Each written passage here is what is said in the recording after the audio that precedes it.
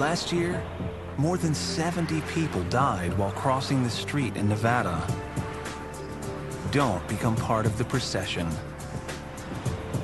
Make smart choices when you're walking and cross the road safely.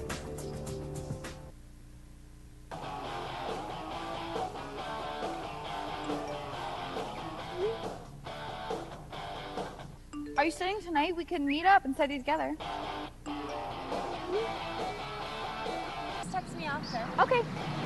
No! There is no text, tweet, or call that's worth a life.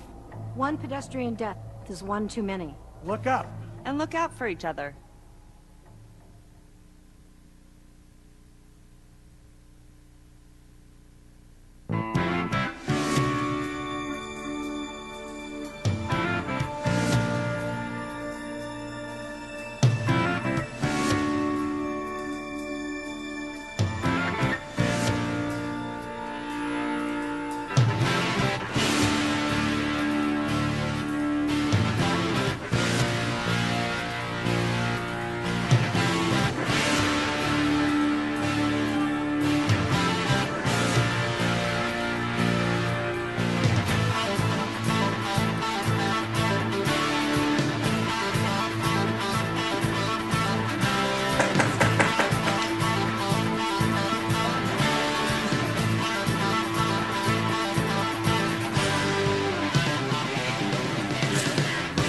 Mayor Martini, Council Members Ratty, Lawson, Smith, Bybee, Schmidt, City Attorney Adams, City Manager Driscoll. Here. We have a quorum. Thank you.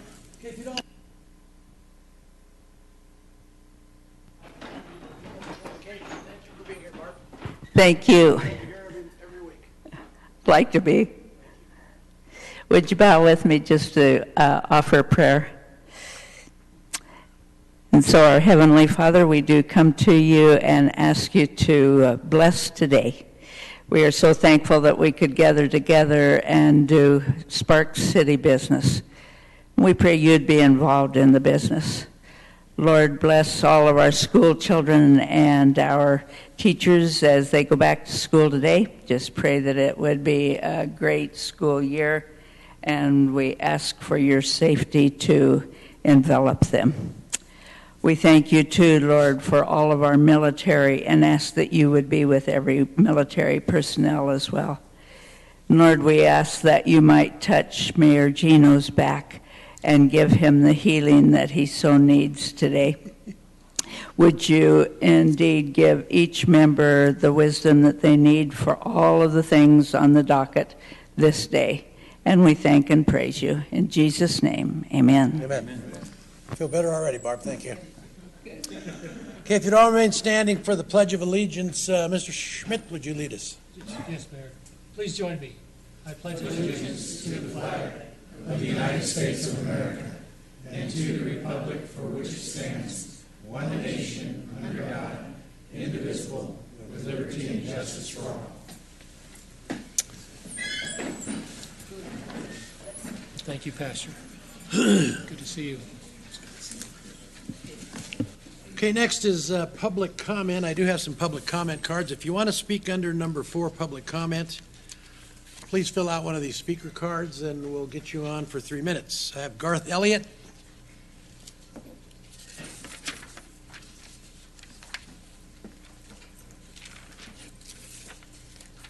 not used to sitting, but we'll do that. It's a long ways from me to the ground. For the record, Garth Elliott. I have a long connection with Sparks. My family in the 60s was the first operators of a 7-Eleven in the city of Sparks. We had the one on Greenbrae. So I cut my working tooth on running the 7-Eleven, and it's not for the faint of heart, let me tell you. It's interesting to note that your first order of business was an invocation to our Heavenly Father. Well, guess what? Our Heavenly Father is responsible for feral cats, isn't he? And I'm not a lover of feral cats, and I'm taking this time here, plus hopefully a little later, talking to you about feral cats. They are a nuisance. They don't belong. Cats do not belong loose in our environment, but they are, aren't they? And sometimes in great numbers. But Gandhi made an interesting, he talked a lot about animals, but he said, you'll know a society on how they treat their animals. And what you're about to do today and finish in a month or so is going to do something very nasty to feral cats. We have a plan in effect right now with feral cats. It's called Trap, Neuter, and Release. And it's working. It's working very good. I know this because I've been monitoring it for 5 or 6 years now on the intake of the Humane Society and the Animal Control on how many little kittens they get this time of year. And it's way, way down, and that includes kittens from the feral cats. The most cost-effective way to deal with feral cats is not to herd them up and do a mass murdering. And that's the result of what's going to happen if you continue on your course of zoning out feral cats in the city of Sparks. You need to kind of do the steps to see the end result, and that's what will happen. We'll be back to the 15 years ago or 20 years ago when we used to kill cats by the gaylord full and take them out to the landfill and bury them. And that's the steps that you're going to start by this enaction of this zoning change. We need to let not necessarily nature take its course, but don't reinvent the wheel. It's working. Trap, neuter, release is effective, cost-effective way of dealing with the problem. You trap animals in their neighborhood, you neuter them, release them, they don't breed anymore, and you don't create a vacuum. And most people don't know about the vacuum effect. Go to YouTube, look it up. You take a bunch of animals out of an area, guess what? A bunch of other animals, cats, feral cats, come on in to take advantage of the good eats and the good living that was provided for them. So don't create a vacuum to be filled by unneutered animals. Again, I can only reemphasize this as many times as I've got time for. It works. Trap, neuter, release does work. I've done research all the way from Europe to here on YouTube and looked at the problem in Florida and Chicago, San Francisco. Wrap it up, Garth. It works. Thank you for your time. Richard Simmons.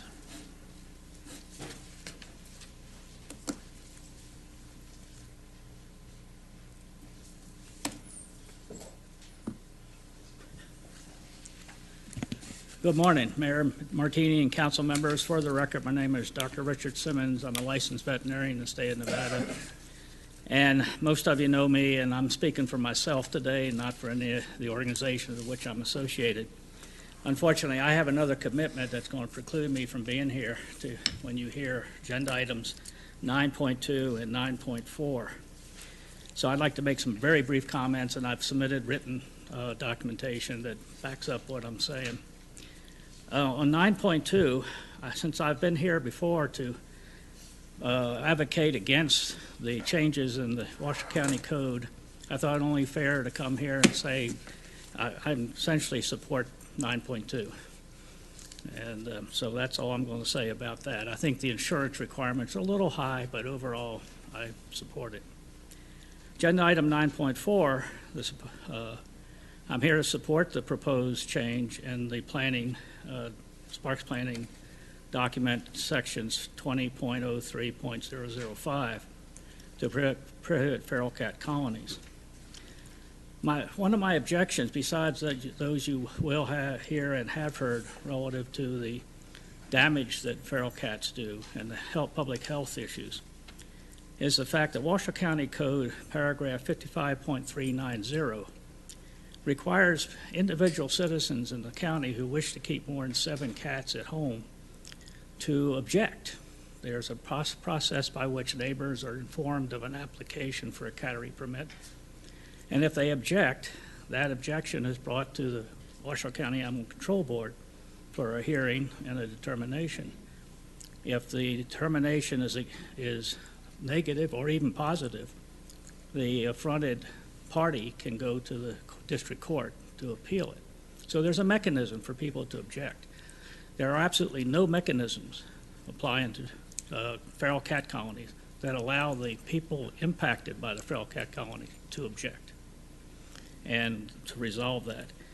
In regards to cost effectiveness, regardless of cost effectiveness, if the significant public health hazards and the other damage to native wildlife, that should be taken into account also. And it is a significant public health hazard. And thank you very much for your attention. I'll answer any questions anybody wishes to make them. Okay. Hearing none. Thanks, Doctor. Well, this is not a question and answer time, Doctor. This is just public comment, so thank you. Appreciate it. Okay, we have two items that were tabled. Chet, what do we do to look to take these off the table? Yes, from 27th. Motion to table would motion to have the items brought back. So we don't have to act upon these now? No, you bring them back. You bring them back, and then you can act on them. Okay. They can add it at the end of the agenda. At the discretion of the council. I think they're on the agenda. So, Oh, right, they're on the agenda. Is there public comment now and then they come later on the agenda, or do you have public comment during the, they're later on the agenda? yeah. Okay, public comment now can be on anything on the agenda or anything that Yeah. the city council has jurisdiction over. Not specific to these, no. It could be specific to whatever you want on your public comment, but if you have the agenda items, then you can certainly open it up at the mayor's discretion for public comment on those particular agenda items. Okay. So these are on the agenda. They're agendized as a public hearing, so we can have public comment at that time. Is that correct? Absolutely, yes, sir. Okay. So everybody okay with moving on? No, you didn't. You signed up for 9.4. But you can come up and do this. Yeah, it says 9.4.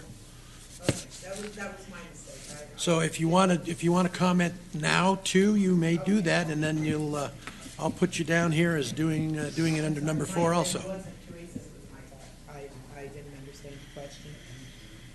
I have Okay, you go right ahead, Ardina. Here. You have 3 minutes. Thank you. For the record, Ardina Perry. It was touched upon that nobody's representing the people that are impacted by feeding, and I want to use feeding in a general way. I gave you a little handout because I can't read fast enough with CHF, but you'll see on the little handout, which I would like to have put in the record. I don't know where I ask for that. Yeah, you can just give that to the clerk and it'll get in the record. It's to you, okay. You know, a few years ago, a neighbor of ours started feeding, and we tried all the usual things that you go through when somebody's doing that kind of behavior. And Ron used to live in our neighborhood. He knows we got a lot of open land back there, and we've had different occasions where people have chosen to use the open land for feeding. And the one poor people wiped out their koi pond. In my case, my dog died. And that was, to me, a point where I went down and confronted the person and said, look, it's enough. It's enough. You know, I've got, and I'll go back to the text so that I don't ramble. We talked to this neighbor for years trying to get him to see reason. He said not to worry about the dead rats and the water accent. That was part of nature. He poisoned them. Okay. He asked me what I had against raccoons, marmots, coyotes, bull snakes, and pack rats who were native to the desert. I explained to him my problem was they were dying in my garden accent, and the raccoons were eating my koi fish. Okay. We also had cats eating the koi fish. Shortly after Christmas, a couple of years ago, our little girl got very sick, and we took her straight to the vet. In less than 7 weeks with 6 vets and almost $4,000, she died. They have no idea what hit her. It was obviously some zoonotic thing that no dog would normally ever come in contact with in their own backyard. So I come to you today with experience in what it's like to live near a person who is doing this type of attracting of wildlife. We had pack rats, we had raccoons, we had marmots, we had coyotes, we had bull snakes, we had lots and lots of bunnies, we had lots and lots of squirrels. And my garden was devastated, and when I lost my dog, I went down and I just said, hey, stop. Stop. The dog is dead. I don't mind the $4,000. I mind the dog. And he said, it's legal. It should not be legal for any parcel owner to commit upon any parcel in the city of Sparks a devastating land use that impacts the neighbors in that way. And right now, we have absolutely nothing. That's what this sheet of paper is. We have nothing, county or state, to protect people like myself who are living with this. Thank you. Thanks, I hope Ardina. your back's better, Gino. Pardon me? Hope It will your be. back Thank you. gets better. Okay, David Catalano.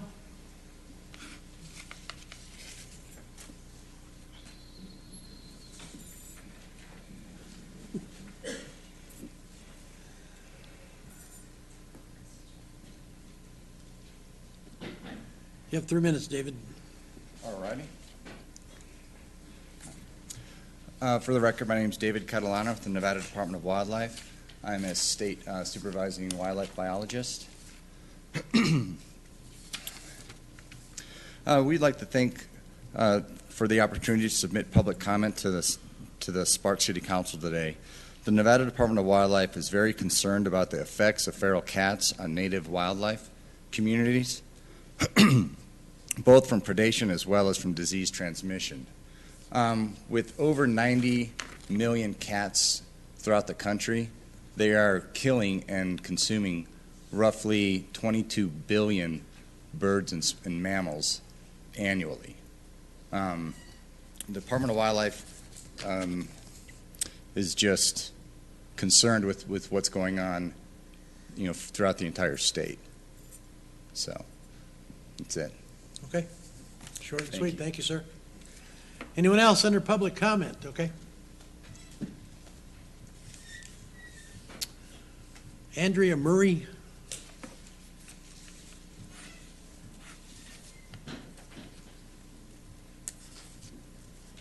I was told this was going to be last on the agenda. You're lucky I'm here. Well, it is last on the agenda. Oh, is it? You're already Well, done? it's not going to be last, but there will be some later on. Okay. So, My name is Andrew Murray, and I am a resident of Sparks for 30 years and a resident of Reno for 40 years before that. For the last 10 years, I have been volunteering at the Nevada Humane Society. And when I saw this documentation come up about changing zoning for feral cats, you'll have to excuse me, I'm a little nervous. I was quite concerned because at the Humane Society, as you know, we have a trap, neuter, release program. And that program has been in place for several years now. I started with the Humane Society right when they went on as a no-kill shelter. And we are having great success in reducing the number of feral cats by trapping them, neutering them, being sure they're healthy. They snip a little part of the ear off so that we know they have been captured, and then we re-release them into the area where they live. This keeps those animals from reproducing, and slowly but surely those colonies die out.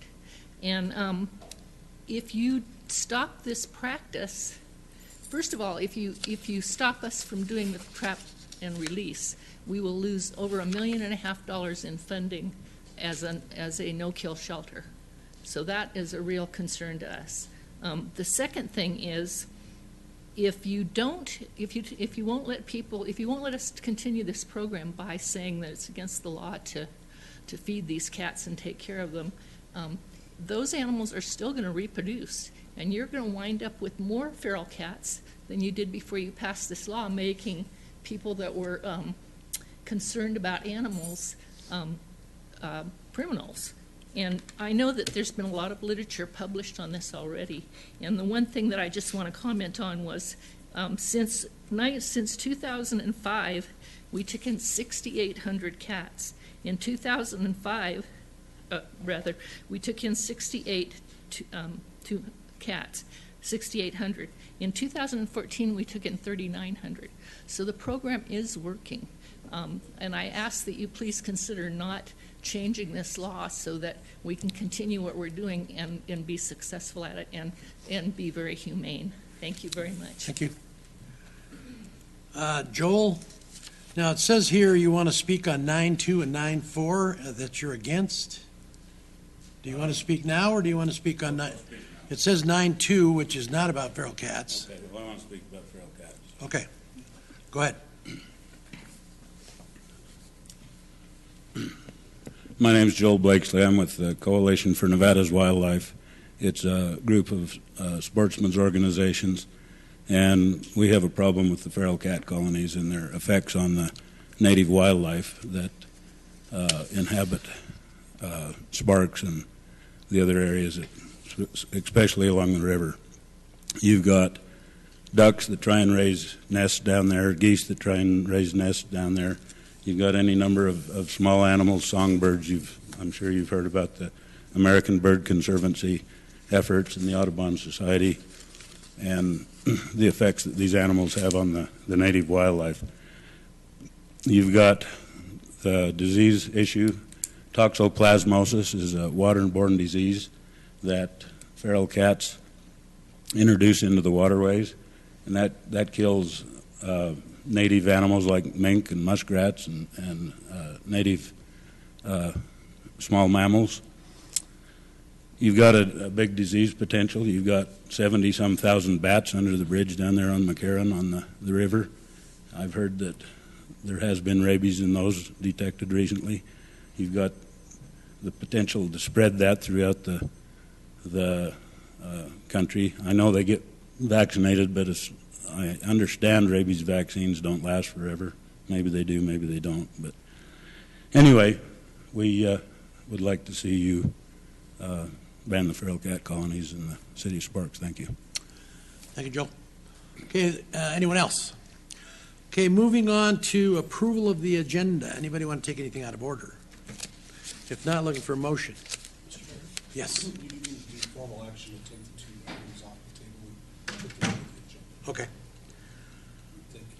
So, can I get a motion then by Mr. Smith? Yes. I move to take off the table and bring back to this council meeting later on the agenda the two items we tabled 2 weeks ago. 10-1 and 10-2. Mm-hmm. Do you have a second? Ms. Bybee. Second. Moved by Councilman Smith, seconded by Councilman Bybee to take from the table agenda items 10.1 and 10.2 that we took off the last meeting. Any further discussion? Seeing none, please vote.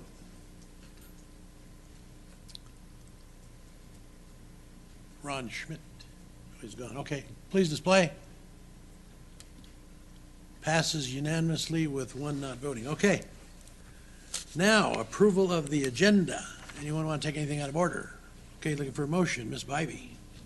Actually, I'd like to take something out of order. Okay. Can we move item number 9.4 to the end of the meeting? If that's your wish, we can do that.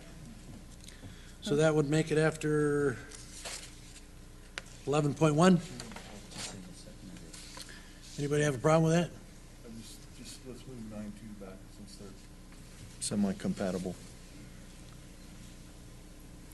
Moving both back. Moving both back to the end. Okay, 9.2 and 9.4 after 11.1, okay. And I'll second it on that. I'd be okay. Is that all right? Yes, I'd be okay to that motion.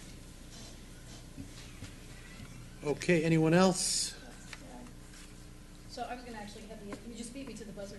Ms. Bybee, I was going to actually head the other direction and suggest that we bring 9.4 to the front end of the agenda. I think folks may not understand that it's just a first reading and that we're not going to take any action on it today. And so there's no staff testimony, there's no anything that happens on it today. We could read it, let people go home, and then move on with the rest of the agenda. Well, 9.2 is an action item. I'm sorry, I meant 9.4. My apologies, 9.4. Well, we have a motion on the floor right So now. that's my discussion. Okay. Okay, we have a motion and a second on moving 9.2 and 9.4 to the end of the meeting. More discussion. Go ahead. Actually, I would be agreeable to that because it is no action being taken on 9.4, so I would agree that 9.4 could be simply read now since no further action will happen, and then we could move,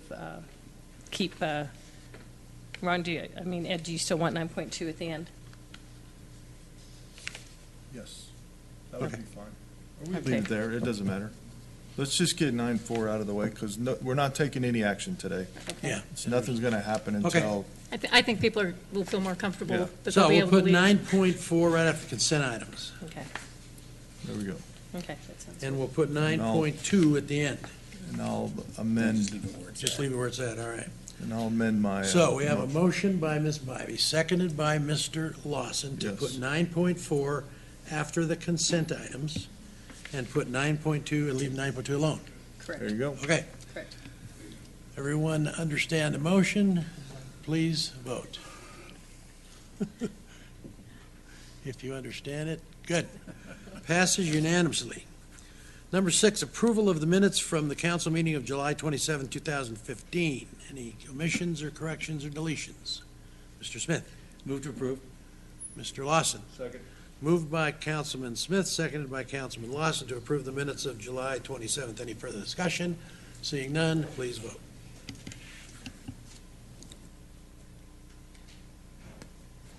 Passes unanimously. Moving on to 7.1 is a commendation. This is fun stuff. So, I'm going to read the commendation and then I'll make the presentation. You want to go down front and center there, Teresa? Is Mayberry here? You taking a picture?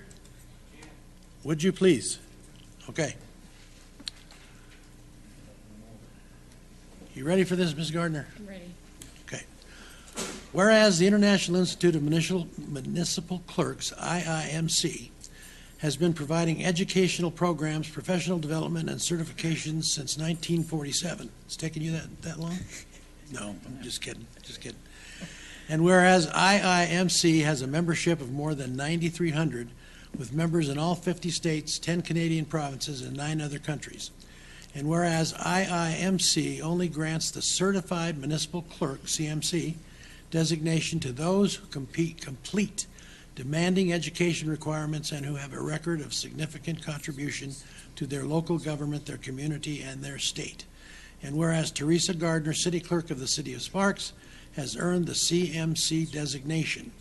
Now, therefore, I, Gino R. Martini, Mayor of the City of Sparks, Nevada, join with the City Council to thank Ms. Gardner for her pursuit of professional excellence and congratulate her for earning the Certified Municipal Clerk designation.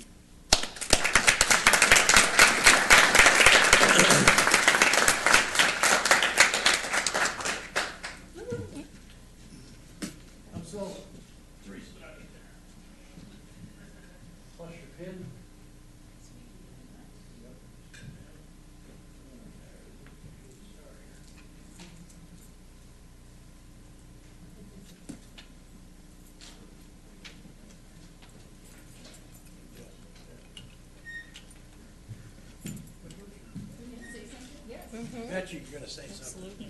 You're not getting away that easy. Yeah, exactly. Thank you, Mayor Gino. And City Council, just want to thank you for your support. It's an honor and a privilege to serve the City of Sparks, the citizens, and your council. The success of the clerk's office is because of the entire staff, so I'd like to thank my assistant, Donna DiCarlo, Carrie Brooks, that's in manning the office, and we also have several volunteers that help us out. So our success is a team effort, and thank you for this recognition. Teresa, thank you. And I just said the comment in light. I realize how hard you work to do this and get this done, so I appreciate it. And you've worked for the city for a long time and done a lot of stuff for it. Believe me, we all appreciate it. Thank you so much.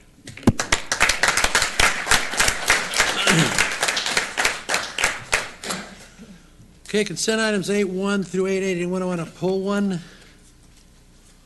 Okay, looking for motion? Mr. Lawson. Move to approve consent items 8.1 through 8.8. Ms. Ratty. Second. Moved by Councilman Lawson, Seconded by Councilwoman Ratty to approve consent items 8-1 through 8-8. Any further discussion? Mr. Schmidt? No? Okay, seeing none, please vote.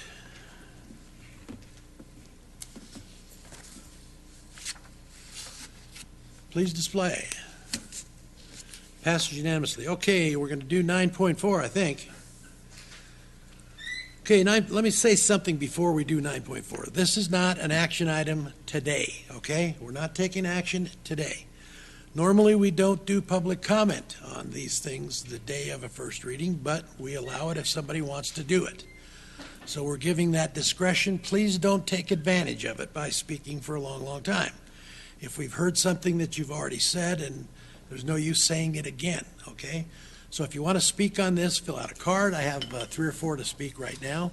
If there's anyone else that wants to speak to it, please do, and we'll do that. We'll allow the public to do that, but realize there will be no action at this meeting today, okay? So let me read 9.4 as a first reading of Bill number 2693, an ordinance to amend Title 20 of the Sparks Municipal Code in its entirety and providing other matters properly relating thereto. And let me stipulate another thing. What we're going to be talking about today on October 12th is 4 lines in a huge redo of our ordinances. This is just a minuscule part of the whole thing. It's not much, really. Our staff has worked for over 2 years to put this ordinance change on, and I know there's many people in this community that are looking forward to get this passed. So I'm hoping that we won't completely blow this thing up with this feral cat problem, okay? It's just a small piece of the big picture. Ms. Bybee. Mayor, I'd like to request and see if it's if I'm able to do that today, that I would like to see us remove Section 20.03.005 on page 88, which is the feral cat provision of the zoning change, in order that we can fully become informed, have the time to fully examine this issue, and not hold up all the work for the past 2 years on the other zoning ordinances that are part, or the major part of the zoning change. So if we can remove that and consider it separately, we'd be able to act possibly in 2 weeks on the rest of the zoning codes, and I'd like to see if I can, if I'm able to do that. Legally, you want to jump? Legally, is that something that I can do today? You can bifurcate it, sure. So if we were to, tell me how we can do this. We can make a motion today to hear this in 2 weeks by this announcement, and then say that we want to do the feral cat deal on by itself on the 12th of October. Okay, by operation of law, it has to receive a second reading within 2 weeks. However, you can ask that you can notify the public that the public hearing on that portion of the ordinance will be conducted at a date certain if you have that. You're going to hold it in abeyance in order to allow, why are we allowing this again?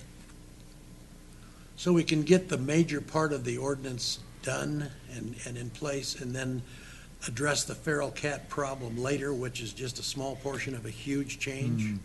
465 pages and 4 lines apply to feral cats. Yeah, I understand that, but nevertheless, it's your rules require that you have a second reading conducted in 2 weeks. I guess you could always suspend the rules and then ask that the public hearing on those 4 lines be conducted at a date certain, if you have a date certain. Let's get through the comments. Mr. Smith. You know, there's another section in there that I have questions about too, but I think this can be done all at the same time and just address those in a motion that you might make. For instance, we've got a chicken and bee issue in the same ordinance that I'm not crazy about. So I think we just leave it as it is and address it all when it comes up. Okay. That's my opinion. All right, Mr. Schmidt. Yeah, I would have no problem if legal says we can do this. My concern is that you publicly have to notice this meeting, but then you're saying you've got to publicly notice the same thing we did under 2 different meetings. You're going to split this up, and you're going to approve 1 in 2 weeks and 1 in 2 months. Mm-hmm. And to me, I would think you would have a problem with your public notice portion of this, that you you published that Title 20 is going to be reviewed. You didn't publish a notice saying Title 20 will be reviewed, all except for this portion will be reviewed in 2 months. So you're setting. That's problematic. Okay. Ms. Ratty. I'm just, question, so the intent today is to do, whether we break it up or do it all together, the second reading would happen on August 24th? Because it has to happen within 2 weeks? Yes, I think that's what Chet said, but seeing what he has said, maybe it's best just to let it lie on October 12th and move on. Ms. Bybee? So well, we could not public notice the change in when we would be having a second reading on this. And if we're required in 2 weeks, like what you're telling us right now, right now we're looking at hearing this October 12th when we have a full council here. So how is that in compliance with, how are we okay with, because we've set that date and we're noticing that date, is that how we fall in compliance? This is the advantage of talking to your attorney before a meeting rather than springing something on them at the meeting. To tell you the truth, I have not looked into it. I don't see anything inherently wrong with it, but it may be better to address this particular issue, this issue of bifurcation, at our next meeting. And hopefully I can get an opinion out to you beforehand whether or not you can do that. I am aware that I can't recall whether it's the charter or the rules say that you have to provide 2 weeks, you have to have 2 readings, each scheduled for a time and date certain. Now, whether or not you can modify those rules, if it's a charter provision, I think you're going to have a little bit more of a problem if it's a charter provision. I haven't looked into it. It totally caught me by surprise. If you want me to walk out and try and do some research and come back at the end of the meeting, I can try and do that as well. So whatever the pleasure of the council is. Okay. Sorry about that, Mr. Smith. Well, and to your point, we noticed everybody already that we'd be discussing this on October 12th. So why would we change it? Have we noticed everybody? Well, I think we have, haven't we? That we said that well, October it's on 12th. The agenda. Yeah. Huh? It's on the agenda. We're going to do it October 12th. All right. So I would say that's noticing people. Then let's, again, I wasn't advised. Was anybody in our office advised, Mr. Driscoll or Ms. Gardner? Not that I'm aware of. Okay. All right. Well, Go ahead, Chet, I'm sorry. If it's agendized and arguably everybody has enough public notice for this, I would hate to see something this important go down on a technicality. Okay. Ms. Ratty. And in that spirit, I don't mean to be contentious, but I'm looking at item 9.4, and it says, for a second reading and public hearing of this bill and for its possible adoption and possible approval on August 24th, 2015. It does not say October 12th in the written agenda item. So where I think we are today is we've agendized a first reading. That first reading says August 24th. That will give, unless it says October 12th someplace else, I'm looking at the item, that will give the city attorney a couple of weeks to give us the legal path forward to either postponing that second hearing or moving forward based on what the legal advice we get in the interim is. So I think today it's in our best interest to follow it as it's been laid out on the agenda. Ms. Bybee. And I'm willing to wait for that, but I think my point being, I think the zoning, the rest of Title 20 is so important. I would really feel more comfortable totally removing this section, those 4 lines, to let us consider by itself the merits on both sides, which are many and passionate, and we're getting emails and calls and information which we need to make a good decision, but everything else in the zoning code hinging on one 4-line, very emotional issue is difficult for me. And I think I would feel much more comfortable if we can consider that as a separate item, whether we pass the rest of the zoning ordinance minus those 4 lines and then reconsider with more, more time, more input, and really look at those separately. I hate, one way or the other, whichever way it goes, what it would do to the rest of the zoning ordinance, whether it passed or didn't pass because of this. That's my point of why I'd like to separate them. Mr. Smith. Well, and I guess what I'm saying is that's one issue. There's more issues involved in this, and that's when we're supposed to discuss it. Also, August 24th, we wanted an entire council present, and it won't be present until October 12th. We won't have everybody here. So, how many people are we going to have at the August 24th meeting? 3 people again. So one dissension, nothing passes. So the August 24th date's not going to happen. Mr. Schmidt. Thank you, Mr. Mayor. Just proposing a scenario that if it's agendized for the 24th, right now, we take and we suspend that rule, and then but we do date certain today. Is that correct? Is that what the law allows us to do? If we can't hear it on the 24th, we have to change it in the public hearing today on when we're actually going to see it the second. You have to have a first reading and then a public hearing. Now, if I would change the scenario around just a little bit, if we had the second hearing on August the 24th, but that 4 lines is pulled out on the 24th, what happens to those 4 lines at that point? Do we start the public hearing process over again, or do we have to do another? Can on the 24th, could they say these 4 lines are being heard on the October the 12th?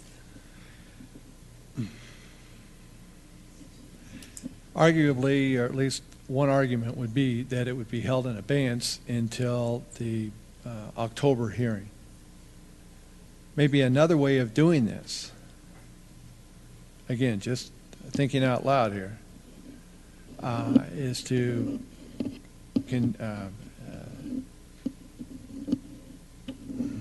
delete those 4 sentences today and ratify the code on, if it's going to be ratified, or at least vote on it later on this month during a public hearing. Then you would seek, now you've got your zoning ordinance, all the new zoning codes and everything set up.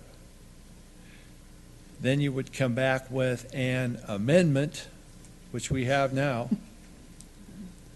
and schedule that for the first meeting in October, the first reading in early October, then have the second reading on that amendment and a public hearing on your October, whatever date we're talking about. So you're basically doing the same process twice. Do the same process twice. My preference, and I understand, we've been dealing with the Title 20 changes for probably 2.5 years now that we have it, and I understand because there's pressure to get some of this stuff done.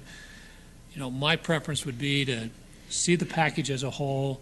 I don't want to get into a legal quagmire here because I think there's plenty of opportunities when we start splitting this stuff on up to go down that road. And I think there's passion on both sides of this. I would much rather stay on the side of the law and make it crystal clear exactly what we can do, because I think pulling 4 lines out today is probably even a violation because there's no action we're allowed to do today. This is a first reading only. We're not allowed to pull 4 lines out of the. In my opinion, it's just I'm not an attorney, but I stayed at a Holiday Inn Express last night. That was a joke. Well, I don't think Charlene was making a motion. I think she was just asking the question. So I would prefer we just see this thing all on October 12th, get it done, and keep it soundproof at this point. Okay. One question I have is what Julia said. As you look at the agenda down here, it says attached files, August 24th, 2015, CC public hearing. How does that tie into this if we're putting this on October 12th? Mr. Mayor, I can answer that. Go ahead. Please. When this agenda item was done, and if I get a foul, you let me know. When this agenda item was done, the normal process for the agenda item would be the first hearing today, the second hearing on the 24th.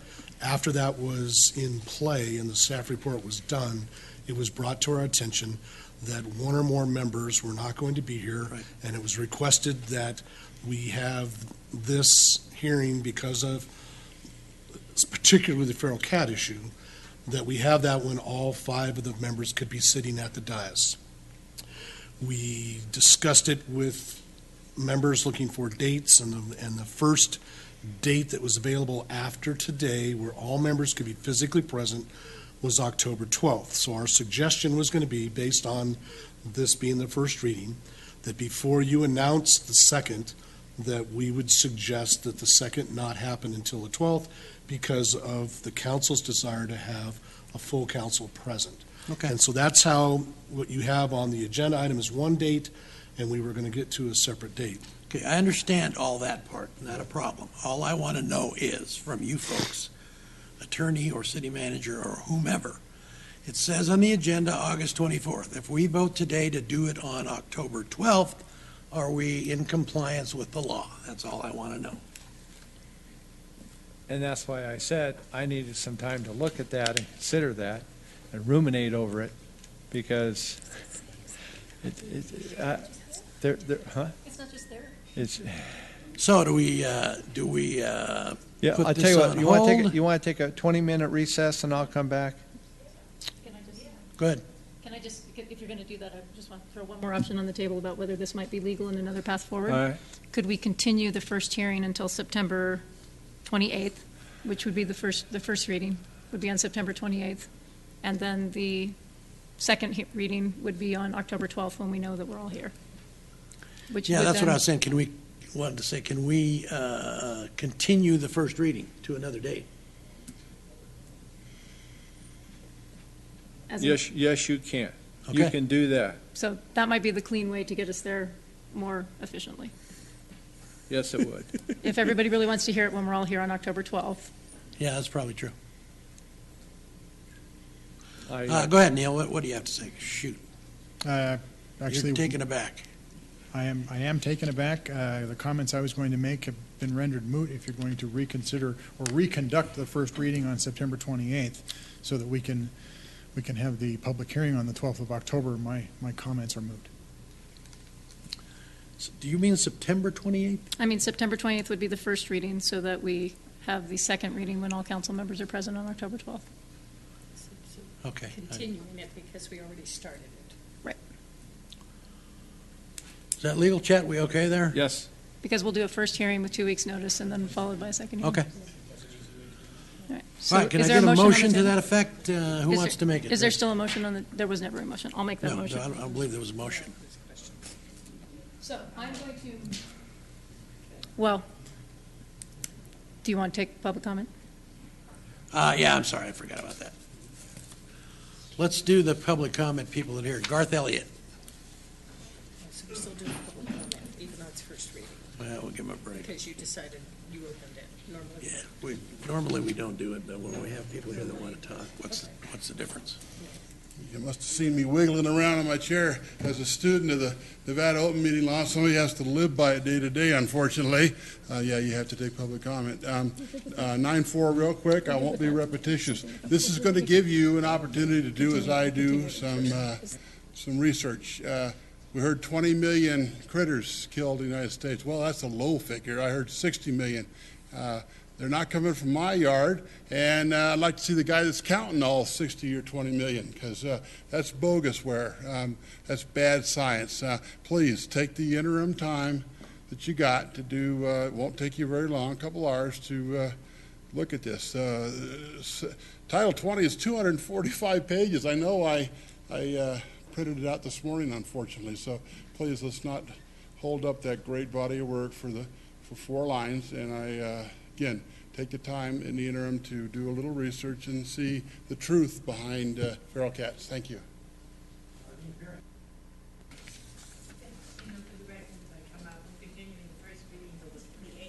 Yes.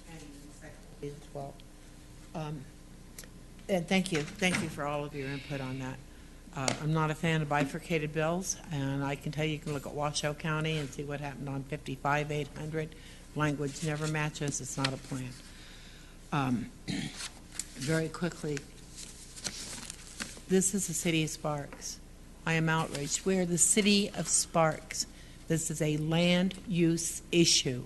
This is not an animal issue, it's a land use issue. I don't like it being hijacked into warm and fuzzy and supporting one nonprofit or one nonprofit. It's a decision on how we as citizens of Sparks want our land used. I would like to ask my governing body to consider that we are not ruled by the loudest voice in the room. We are ruled by law. That's why most of us have moved here. I think Mr. Schmidt has a very valid point that when we start advocating and abdicating our right as a governing body to accommodate people who have no say in our zoning law, that is not cooperation, that is sublimation. And I find it offensive in the city of Sparks if we're going to do that. Joel Blakeslee? I love you. Okay, thank you. Anyone else? Okay, let's move on. Oh, that's right, we didn't do it. Okay, go ahead, Julia. Did you want to say something, Ron? I'm sorry. Second the motion. Yep. Okay. So I'd like to make a motion to continue the first reading of item 9.4 to September 28th. Have a second? Second. Moved by Councilwoman Ratty, seconded by Councilman Schmidt to move the first reading of Bill 2693 to September 28th. Any further discussion? I have a question. Go ahead. This is a non-action item? Action on it? So by making a motion and voting on it, arguably you're taking action. Can we table it? You can table it. Let's table it. You can shoot you it. can reopen the kick it. The Table. You can table it, you can go ahead and finish. you can table it, or you could open up the approval of the agenda item back again and then just remove it from the agenda. But tabling it is probably more appropriate. I think the. Want to take your motion off the table there, Gina? Yes, I remove my motion. Take a shot at another motion? I would make a motion to table the first, table item 9.4. Have a second? By Mr. Schmidt. All in favor? Nope. I've got some discussion. Whoop, nope, I didn't see your name up there. Sorry. Mr. Smith. You keep knocking me off on purpose. I did not knock you off. I'd like to, I do have some comment, but I'd also like to get Jim down here. But I just want to make sure that, come on down, Jim. I make sure that everybody in here realize what the staff did for the last 2.5 years on this project, the work they put into it. And there are just two items that we all want to talk about, but it doesn't deter from the work you did, Jim. So what you're shaking your head, yes, no? Yes, and no, yes. My concern is that a table is actually an action as well. And so to make a table or a continuance is all in action. Today is agendized for no action. Based on the testimony that I've heard today, my recommendation would be you could just continue it in 2 weeks to the date that you have talked about in October. You can open it up for a public hearing and continue it to the date you have talked about today in October and just continue it then. But it's my opinion, and I don't, with all respect, City Attorney Adams, I believe that tabling is an action. And based on the example saying that continuance is an action, I believe a tabling is as well. My suggestion is best shoot it. On approval of the agenda, open that back up, and then just remove it from the agenda.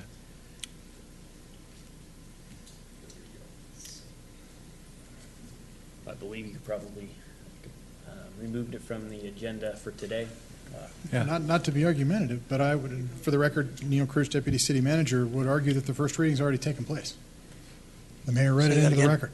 The first reading has taken place. It's been opened. You've okay. We've completed that act. I read it. Yeah, you're right. Okay, so let's just continue on with the second reading, scheduled in 2 weeks, and then the city council can take whatever action it deems appropriate at that time. Meeting. Okay. How would that be? Good call, Neil. So we don't have to do anything. We've already done everything we've done. We have to take no action. Did the first reading. It'll come up on the 24th. Mm-hmm. We will discuss it at that time, and at that time, we can move it or shoot it or kick it or do what the heck ever we want. A public Is that all hearing, right? you can do whatever you want. Okay, good. Thank you.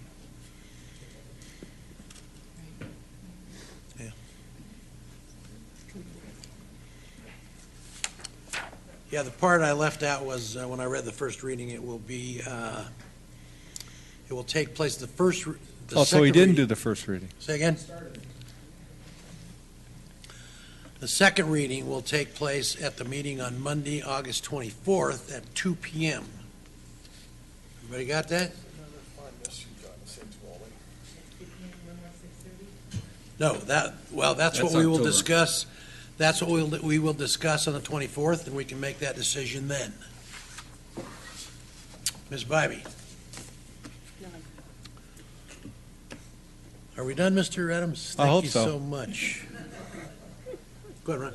Mr. Mayor, I understand the process, and I think that, it's good that we can get consensus on when we can hear this thing. I'll be one of those members that will not be here on the 24th, and I just ask the council to afford me the opportunity to be able to see this at a later date. You can choose to pass it or deny it or whatever you want to do on the 24th. That's your prerogative. I won't be here. I'll be out of the country. I'm just asking that you go ahead and give me the opportunity. Okay.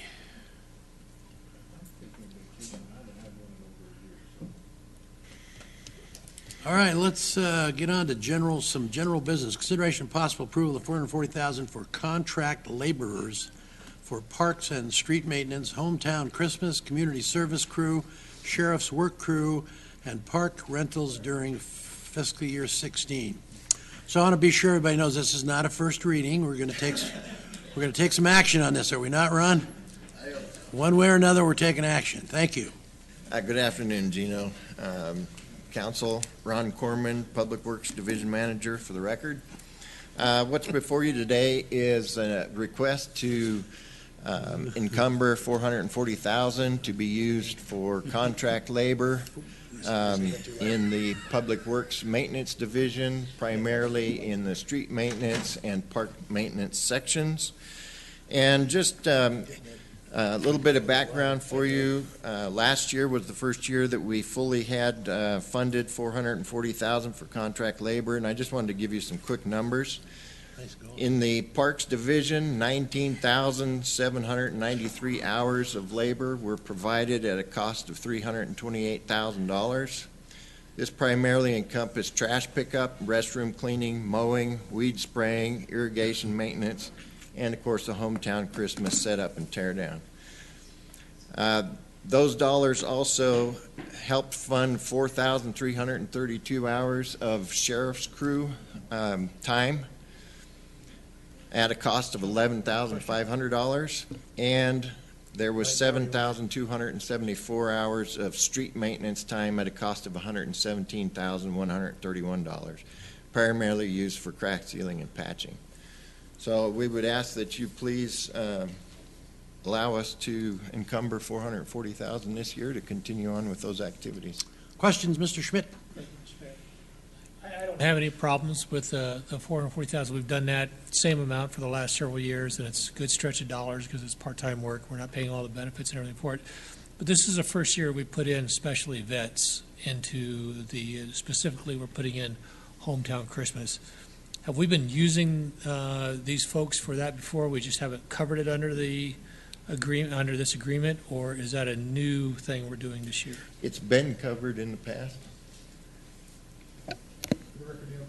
City manager, actually, council member, last year was the first year that we did include special events in there. Yeah, the old amount prior to that was $40,000, or it was $400,000, and we added the $40,000 from the special events budget. So this will be the second year of that process. And so you're saying $40,000 of this money is going to decorations at Christmas?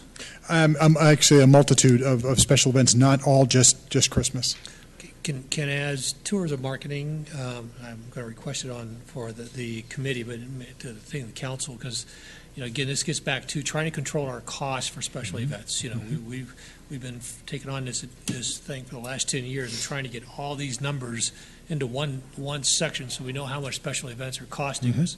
And this is a surprise to me that we're spending $40,000 from another fund to support our special events. So I would like to just get that. We'll make sure that we follow up with a complete accounting. I'm not disagreeing with it. Hmm? I mean, it's Understood. just, approve the money for it because I think it's well spent. I just need to keep control on cost of special events. I'd like to know where We they're will all provide coming from. So, a complete accounting, all sir. right, thank you. My money. Mr. Smith? I think part of that 40,000 for that is steam cleaning after the events and cleaning up downtown. Is that part of it? Yes. I just Lettuce. yeah.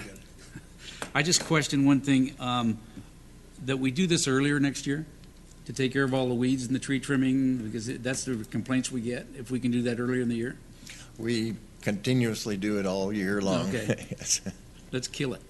We keep trying. Okay. Thank you. Keep getting rain and it comes back.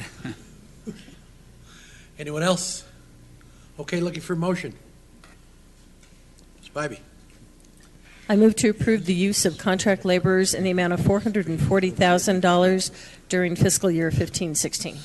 Mr. Schmidt. Second. Moved by Councilwoman Bybee, seconded Mr. Schmidt on agenda item 9.1. Any further discussion? Seeing none, please vote. Passes unanimously. 9.2, presentation. Thanks, Ron. Presentation, discussion, and possible direction to Washoe County Regional Animal Services on proposed changes to Washoe County Code, Chapter 55, related to congested area licensing and other provisions. Welcome. Cheyenne, is it? It is. All right. Good afternoon, Welcome. Mayor and council members. Cheyenne Scholl, Animal Services Director, for the record. You'll be happy to know I'm not here to talk about feral cats, but I'm rather here to bring forward to you the next proposed code revisions for Washoe County Code Chapter 55, and to also record and entertain any questions that you may have or concerns with regards to those proposed changes.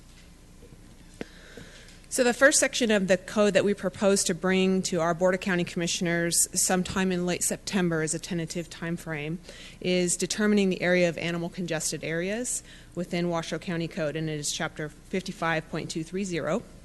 Congested areas of Washoe County are determined by the Board of County Commissioners for purposes of regulations regarding animals, specifically licensing, vaccination, and animal restraint requirements. The goal in revising this section of code is to be consistent and be clear, and also to help us enforce and obtain compliance from our pet owners. All of the incorporated area, City of Sparks, is congested with regard to animals. The current code, there's a few data points that need to be adjusted, and there's meets and bounds that are all the meets and bounds are currently included within Chapter 55. We are proposing to remove all of the meets and bounds from Chapter 55 and keep those within our Community Services Department, removing them from Chapter 55 again.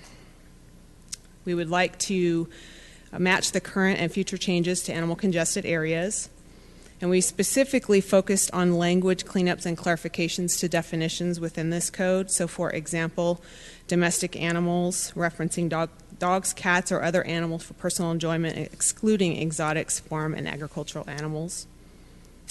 Making a definition for own, and clarifying and inserting a definition for the service animals, and also inserting a definition for tethering animals as a form of restraint. As this particular section of code is being proposed to be revised, there are not a lot of direct relevance to the City of Sparks. As I mentioned, all of Sparks is congested anyway. It's just mostly clarification and language cleanup in that particular section of the code. So if I can entertain any questions, comments as I wrap up that particular section, then I can move on to the next section, if anyone has any. Question? This one is the Washoe County Code Chapter 55.230, determination of congested areas. Questions? Okay, seeing none, go ahead. Okay, the next section is with regards to licensing and vaccination, Washoe County Code Chapter 55.340. Again, the same timeline. We hope to take this section to the Board of County Commissioners sometime in late September, tentatively. Currently, within our code, each dog over the age of 4 months residing in a congested area must be vaccinated for rabies and also licensed with Regional Animal Services. Outside of the area, animals must be vaccinated but not necessarily licensed if they're in a non-congested area. Each dog license is required to be renewed annually. A metal tag is issued each time a license is renewed. In our proposed code language, we would like to give the option for a 1 or a 3-year license. As with animal vaccinations for rabies, if it's their second vaccination, it is good for 3 years. So we would like to open that option up for individuals to be able to license their animal for 3 years. It should be renewed within 30 days of the rabies vaccination date. We also would like to open up the opportunity for individuals to utilize the microchip in lieu of an actual metal tag. So currently, as I said, we issue a metal tag with every license registration. If somebody chose to use their microchip number in lieu of that tag, many people choose not to put collars and tags on their animals. If they wanted to use that with their paid registration fee, they could utilize that microchip number. We also would like to provide a license exemption for animals in the temporary care of releasing agencies that are approved and who are partnering with us at Regional Animal Services. So releasing agencies are rescue groups that work with us and pull animals from us that are not necessarily animals that Nevada Humane Society has pulled from us. So you may have a rescue that pulls an animal and puts it into foster care for 10 days or 2 weeks or 3 weeks until they find an adopter for that animal. We would like to allow an exemption for those folks to not have to license those animals while they're in temporary rescue care. And the last particular section, we added some clarification on the definition to allow an exemption for animals to be exempted from rabies vaccinations for medical reasons. So if their veterinarian provides a document allowing that animal to be exempted from rabies vaccinations due to health issues or reasons, then we would not require them to be vaccinated for rabies.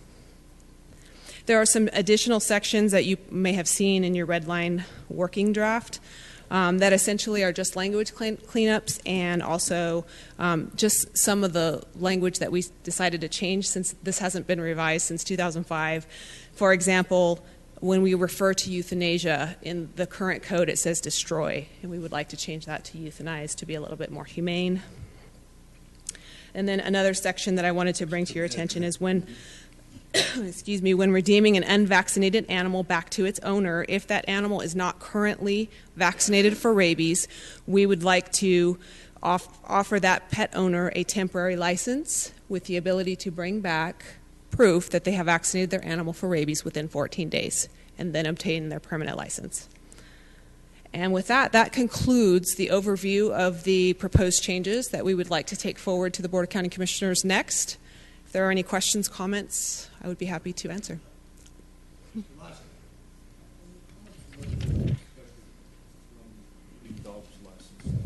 County or the Regional Animal Services? On an annual basis? Well, currently we receive about $200,000 in revenue for animal licensing, but we have several strategies in place for the next fiscal year to increase our licensing rate. We have about a 23% compliance rate of all of Washoe County for licensing. So we have several strategies in place to improve that, to increase the licensing and vaccination compliance rate from our pet owners in the community. Over $1 million. Who's going to enforce this? If I'm taking my dog hunting and I don't have a license for him, and I get pulled over for a taillight out, is that policeman going to write me a ticket for not having a licensed dog? Not generally. Not in Washoe County. Now, can't You know speak that for they're other experiencing counties. this in Washington State right now. Correct. Yeah, it is not generally in Washoe County, but again, it depends on the county. If that particular enforcement agency chose to enforce that law, they certainly can. And what's the cost going to be, just so that, I'm assuming there's a cost to it, that we're going to have to worry about seniors, and unless there's an exemption in there for seniors, I didn't see. The current cost for licensing, if your animal is not spayed or neutered, it's $20 for a 1-year license, and it's $8 for an altered or spayed or neutered animal per year, and it's $8 for a senior citizen. And the rabies shot would run? Rabies shots can run anywhere between $10 and $25, depending on the veterinarian that you choose. Okay, thank you. Ms. Bybee. Cheyenne, are you not addressing changes in 55.460? Because we have that in our packet. That It's gone. It's done. and it wasn't addressed because I had a couple questions there, but if that's not being considered today, then I don't have questions. Councilwoman Bybee, yes, there are no changes being made to that particular section of the code. Okay, I do have a question on that first line of 55.460. I'm a little confused on the second half of the sentence. It says to be, unlawful for domestic animals except cats to be at large in congested areas. Then the second half, damage by animals, capture and impoundment by individuals. I'm not following what the intent of that line is. That's referring to your stray animals. So if you have a dog that, breaks through the fence and causes property damage to your neighbor's property, or breaks through the fence and, injures your animal or something like that, that's what that refers to. So that it's unlawful if your animal does damage or if other people capture and impound? Those are all violations. Yes, and that is I don't particularly have that particular section in front of me, but I believe that section refers to the ability of that person to contain that animal and turn it over to animal services if it's a stray animal that has come onto their property. Okay, gives him that ability. And then the other question I had was on line 4 in that same section that talks about, it refers to domestic animals, except cats, which are found at large in a congested area. But in B and C, it says any domestic animal which is trespassing on that person's property, and C, any domestic animal which is endangering property, public safety, or another animal. Does that include cats or not? In B and C, it doesn't state. No. It doesn't state an exclusion. It does exclude them from A, but B and C does not exclude them. So they would be included in those two provisions? I do not believe so. Again, it's not in front of me, so I don't have the exact verbiage, but cats are not included in the actual verbiage with regards to animals roaming loose. Right, but on the trespassing and on the property public safety damage, it doesn't say except cats in there. So they would be included. I'm just looking verbatim at the language of this. I'm just questioning, are cats included in that or not, or do you need to get back to me I on do that? not believe so, but I can get back to you with an because it affirmative doesn't answer. state in the language. So that was my only question, whether they were Okay, included I can get or back not. to you on that. Cats get rid Okay. of everything. I know. Ron Smith. Thank you, Mr. Mayor. Cheyenne, 55.4851A, it says charging owners or persons having the care, custody, or possession of animals for all costs and maintenance incurred by the animal services, including special assessments. What are special assessments? It's the last 3 words in that paragraph. Well, it's hard to tell on here. Oh, it's 17, page 17.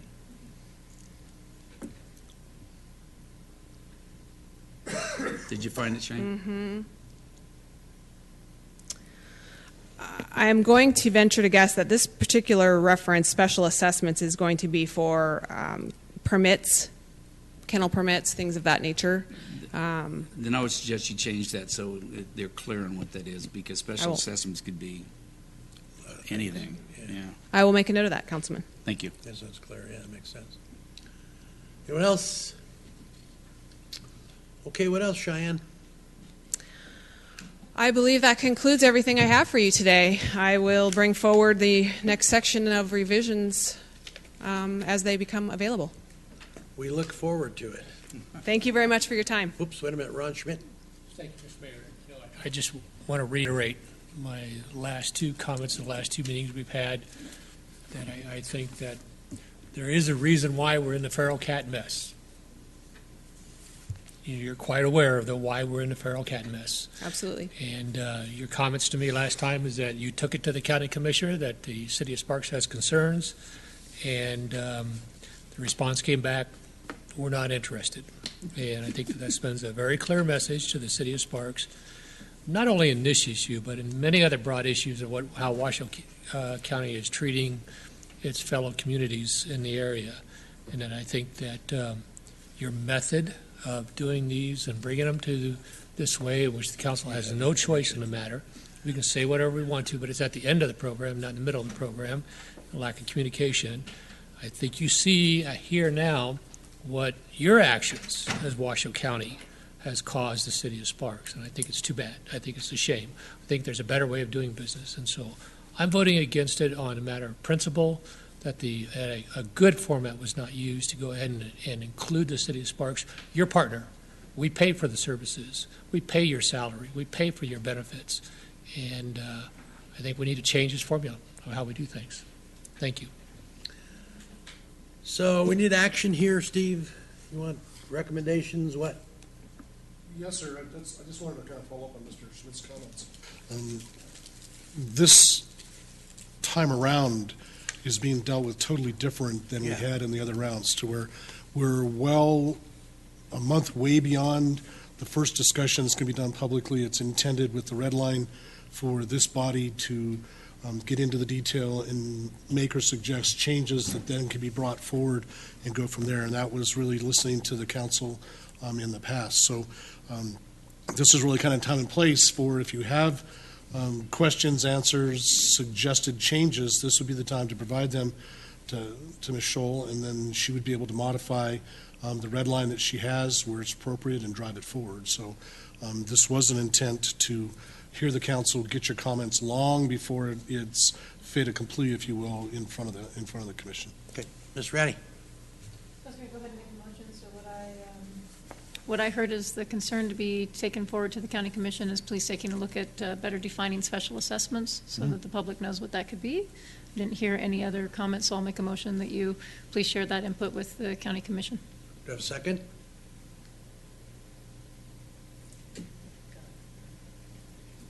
I have discussion. Can I have to?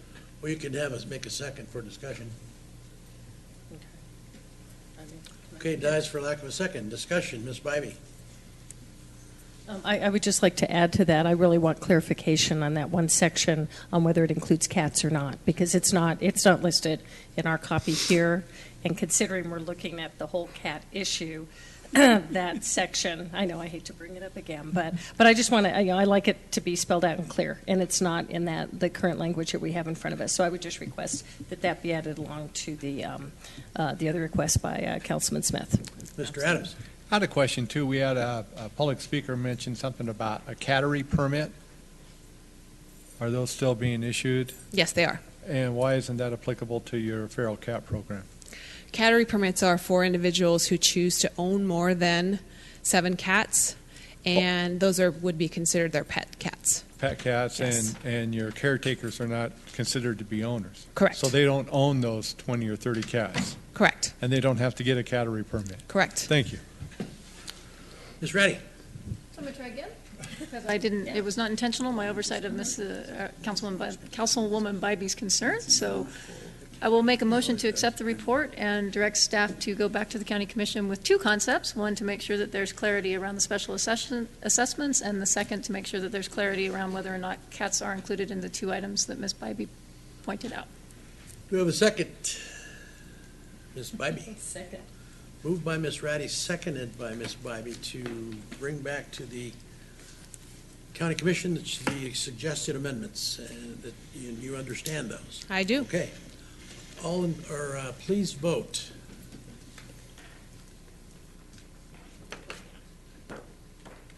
Passes 4-1. Thank you. Thank you. See you next time. Okay, I have some cards here from Margaret Flint, who I think has left, and Mr. and Mrs. Volts. Is Mr. Volts here, Mrs. Volts? Okay, never mind then. Moving on, 9.3, consideration, discussion, possible direction to the city manager regarding the proposal provided by Waste Management for a potential amendment of the franchise agreement concerning the hauling of garbage and residential solid waste. Mr. Marin, the garbage man of Sparks. Good afternoon, Mr. Mayor, council members, and now for something completely different. Today we are discussing a possible amendment to the city's franchise agreement concerning garbage. As background, the current franchise became effective in July of 2008 and has an initial 10-year term with mutually agreeable options for extension. So many may ask why we're here if the existing agreement doesn't expire for 3 more years. Well, the City Council requested in past workshops that we work toward an enhancement to the residential recycling program similar to what was rolled out in the City of Reno in 2012 and 2013. We've worked hard with Waste Management to refine the program proposed today, to learn from the experience gained in Reno, and to design features specific to the City of Sparks. The purpose of this item is to review the proposal and provide feedback so that we can return with a formal amendment to the existing franchise. We would not be writing a new one, we would be amending the current one. And with respect to the scope of the agreement, that is what materials are hauled by whom, there are no changes from the existing scope. While there are rate adjustments that impact both residential customers and commercial customers, the changes in process affect only the residential customers. So to be clear and on the record, the proposal contemplated today does not affect the scope of the existing franchise. Therefore, services provided by other haulers in the community would not be affected or altered by what's been proposed here. Leaving the bulk of commercial services open to competition for non-garbage items was a huge part of the last franchise agreement and the negotiation that we did in 2007 and 2008, and that hasn't changed here. So with that made clear, some have asked why the city would not choose to bid franchise services at this time, and that's just a matter of contract law. You have an existing franchise agreement that's binding for 3 more years. However, with the consent of both parties, that is the city and Waste Management, we can go ahead and make changes to the agreement that might be beneficial to both. So your staff report includes an attachment that's a written proposal of itemized changes proposed by Waste Management. And I'm going to quickly run through a few of those more major items. Item 1, the scope of the franchise, again, remains the same. The proposal deals almost entirely with enhancements to the residential recycling program. So therefore, item 2 deals with expanding the types of materials that might be recycled from the curb, expanding the number of plastics and other materials that might be thrown in the recycling bin, with the intention that recyclable materials no longer have to be sorted by the user and would all go inside a single 96-gallon recycling can. The existing crate system would be removed in favor of the new rolling cart.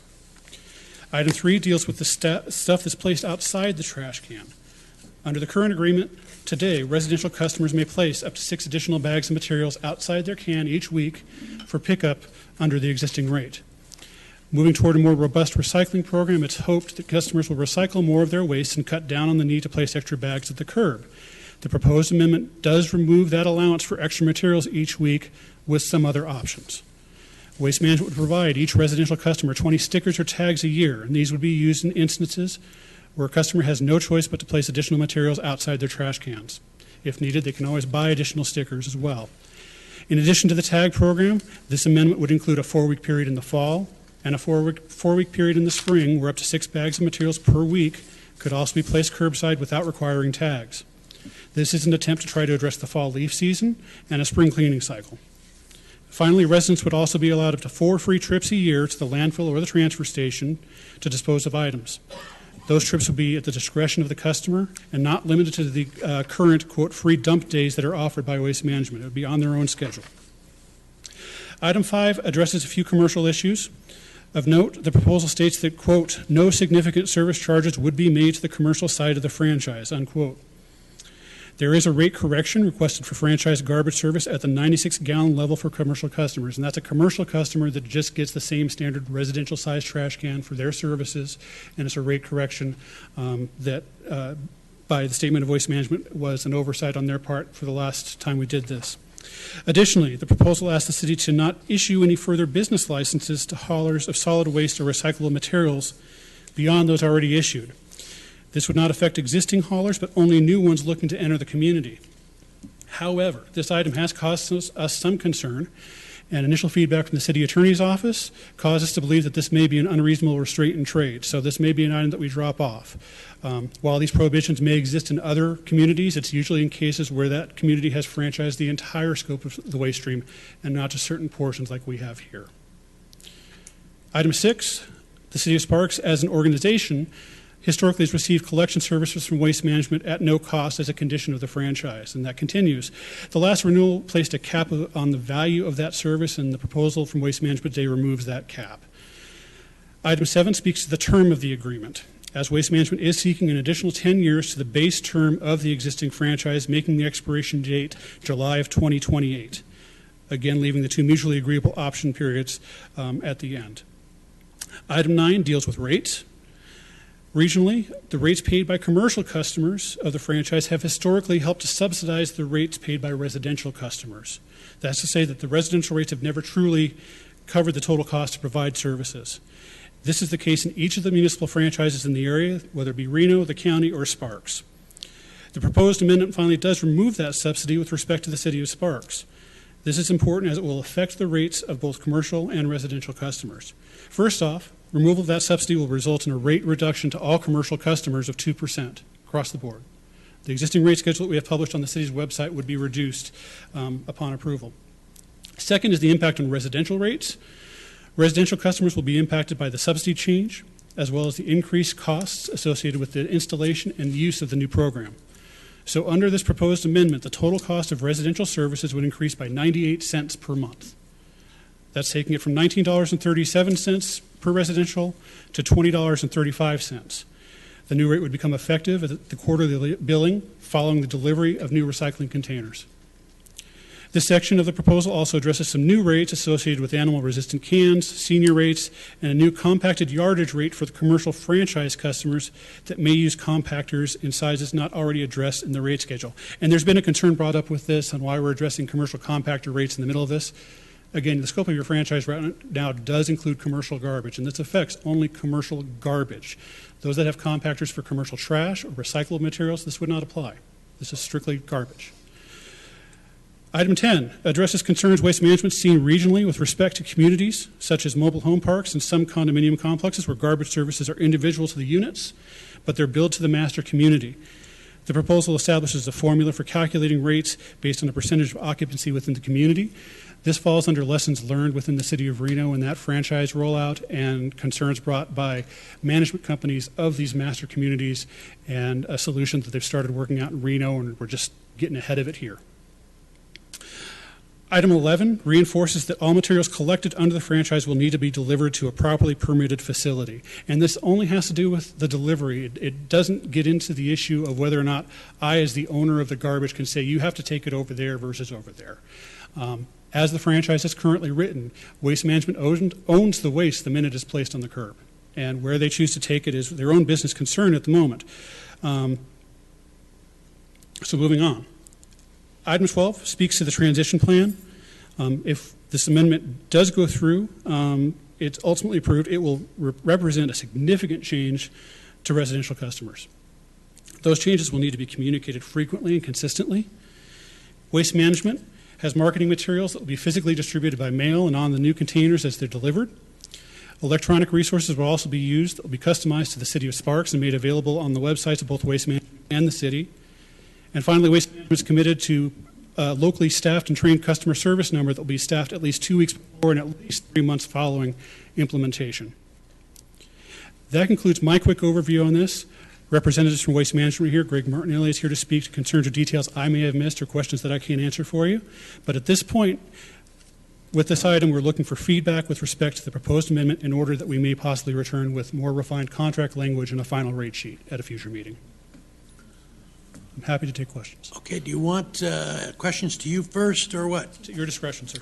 Okay, I do have some questions real quick. And I normally don't ask, but I'm going to. I received an email today, which I forwarded on to you. Yes, sir. And I forwarded on to the rest of the council.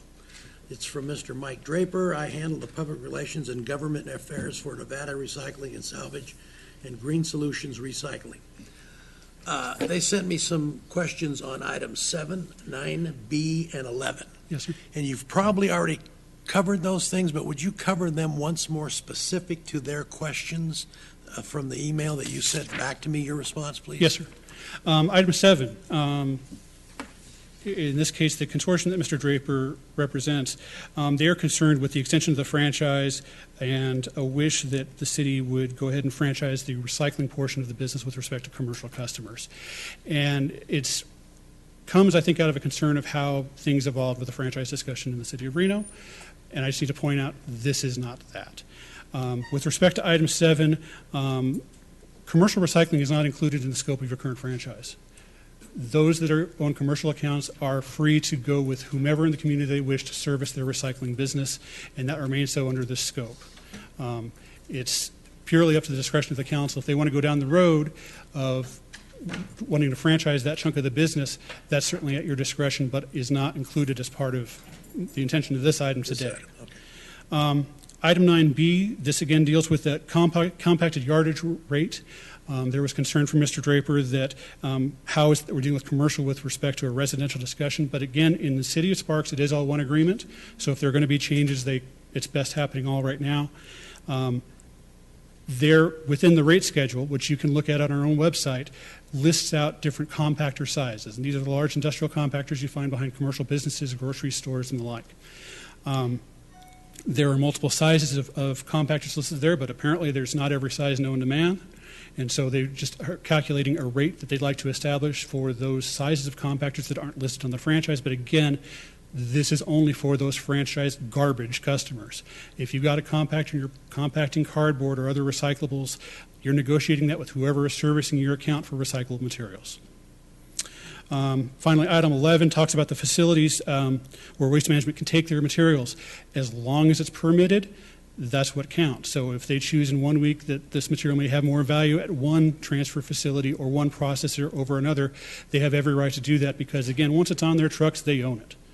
As long as the facility is permitted. And so, again, the group that Mr. Draper represents, they are a licensed recycler in this community. If Waste Management chooses within their operational plan to take it there, that is their option. But we've paid the rate to get it off the curb, and it's out of our hands at that stage.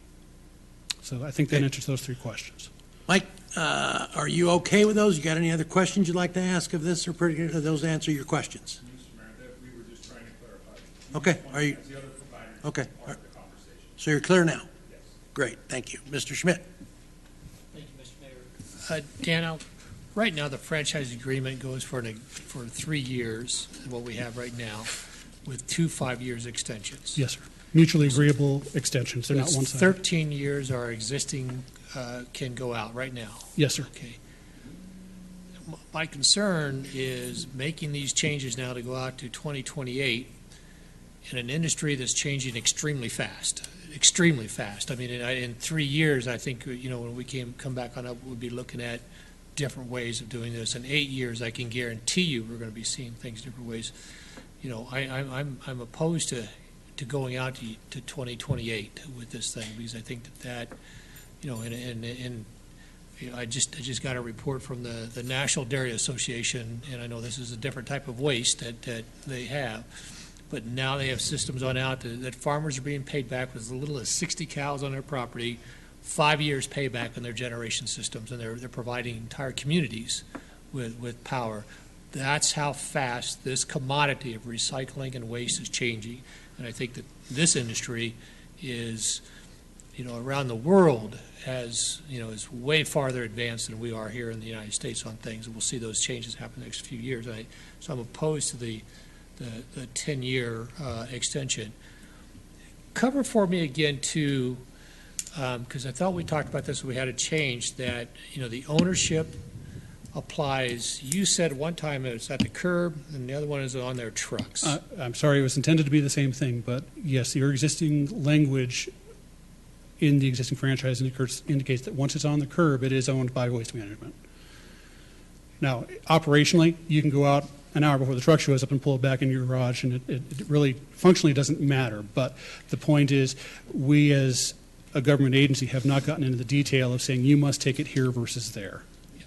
And I think that becomes an issue of ownership. Not right now, but very quickly, ownership is going to become an issue of recyclable products or refuge. So, I'm not going to argue those things with it. I think that most of the things set up a lot of things that we have.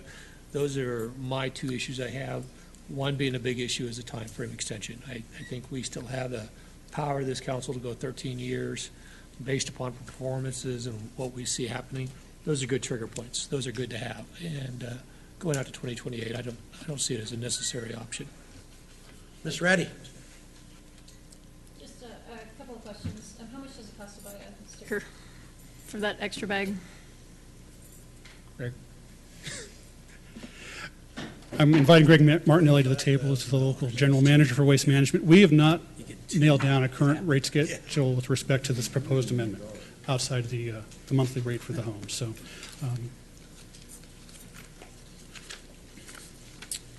Councilmember Ratty, Greg Martinelli on behalf of Sparks Sanitation and Waste Management. The proposal is, I had to make it small enough to get on one sheet.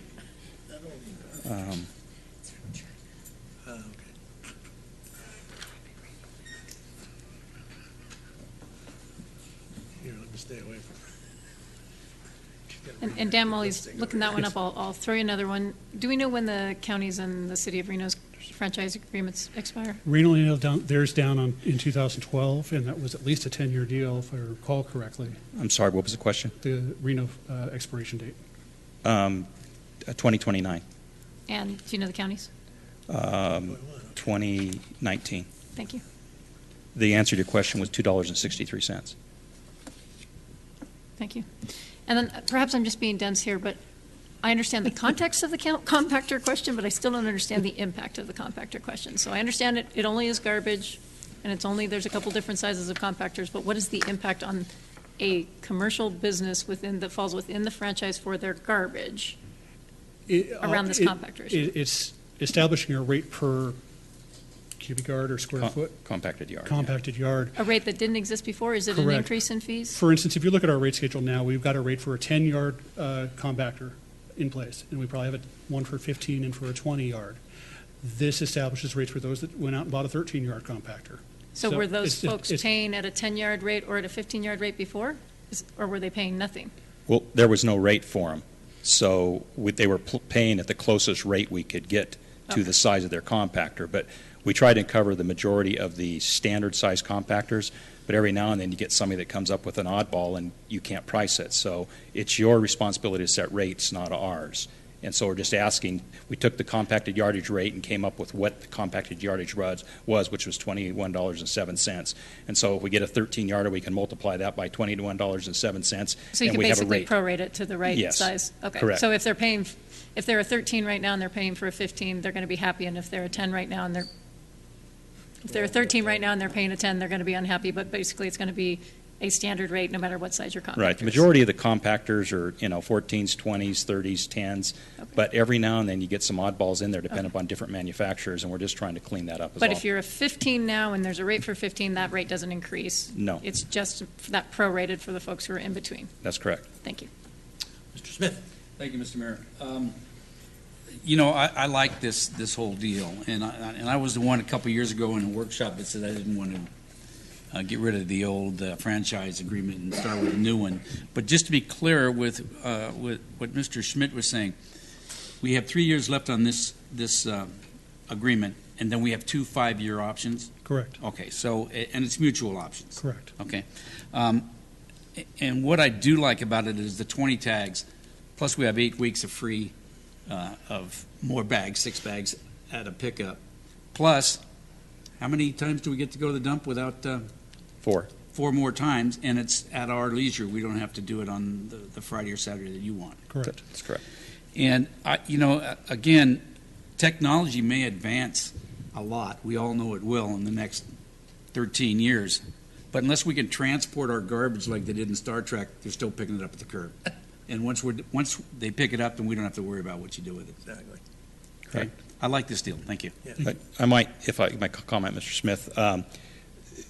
We did put some language in the 2008 agreement to try to address this issue because I don't know. I don't know what we're going to do with the material tomorrow. Mm-hmm. But we changed that language to reflect that the franchisee and the city would make a determination as to what we're going to do with it, because it'd be a partnership. I mean, we need to decide. If you guys want us to take it to your sewer treatment plant so you can generate methane over there, then we need to sit down and figure out what that is and figure out what the impact is, positive or negative, towards a ratepayer. So I don't know whether that gets us where we're trying to get. I had a conversation with Mr. Schmidt. I understand his concern, and I don't know. I just don't know what's going to happen. He's right. There's all sorts of technologies out there. Most of them are driven by the cost of disposal. We don't have that significant cost of disposal in Nevada like they do in some places, but doesn't mean it can't change tomorrow. So. Well, and ever since you started single stream recycling in Reno, we've been getting calls right and left. How come we don't have it? And we knew it was you had to roll it out. And plus, we wanted a good deal. We wanted a better deal than our counterparts did. I think we got that. Well, you guys, I told Dan earlier, you really actually made the right decision. I would have rather you did it quicker. Yeah. But wait. We got a lot of good stuff out of it. Your Citizens Advisory Board is actually the one that gave us the idea of, well, I need to clean my yard up in the spring too. What about then? Well, we decided, well, instead of 6 weeks in the fall, why don't we do 4 and 4? And so there's a lot of good things that came out of that. A lot of lessons learned, and we think that we're going to provide you with a better product. So let's take September 1st, and I'm just throwing that out. How long, if you started on September 1st, how long before Sparks is rolled out completely? Well, I mean, since we're dropping another 96 at everybody's home, unless they don't want it, then we'd recover it. But we don't have the various sizes like we had in Reno, which caused a lot of heartaches. We should be able to get it rolled out in October. I don't see any reason why we couldn't. Okay. Great. Super. Thank you. Ms. Bybee. I like the whole the scope of the agreement, and based on all the calls and emails I get in the last 6 months I've been here, on single stream recycling seems to be one of those big questions and big concerns on Sparks getting it. So I'm happy to see that. I think it's a great improvement over Reno. I love the fact we've got the bags in the spring and the fall, that we've got the 4 free dump days, and I think those are all things that even with the $1.98 more, I think people hopefully will understand that's what they're getting, is not subsidizing the commercial, and also that little bit extra for single stream, I think, is really worthwhile. The only thing I do have an issue with, I would agree with Councilman Schmidt, is in the term. 2028 is just too far out for me. I think 13 years, going to 2018 with the additional 10 years that we already have, the 5 years, increments on top of that, is a long that's quite a bit of time out, and I, with free market and things changing, I'm more comfortable with staying with that agreement, and the 2028 would be the only thing that I could not support. Mr. Lawson. Took the words out of my mouth. 13 years is a long time, so I'd support something shorter than that. Everything else looks very good. You guys came to the table, and I think it's created that split we wanted between commercial and residential, but there's that. Then with 2 mutually agreeable 5s, that's 2038. That's a long time that's a lot of councils that have to deal with it. It is worth pointing out that the agreement previous to the one in 2008 was a 20-year agreement. Yeah, exactly. I understand that, but we're also in a different economy and a different place in our life, and Greg and I had lunch today, and we talked a little bit about our changing dynamics in our community. I believe that recycling is going to be a big thing for us, and it's going to be one of the determining factors companies look at. It's not going to be the only thing, but it's going to be one of the factors that a company looks at. Are you a green community? Are you recycling? What do you guys do with your recycling? I mean, there's a lot to this whole deal, and I'm just a little concerned with 13 years, so. Ms. Reddy. Yeah, I just wanted clarity because I think I heard Mr. Smith say, so I just want to make sure we're absolutely certain on our facts. So our current franchise is 3 more years plus 2 mutually agreed 5-year extensions. Correct. So we could open it up in 3 years. Yes. The new proposed franchise is 13 more years plus 2 mutually agreed on 5-year extensions? Correct. So we would be locking in for 13 years. Yes.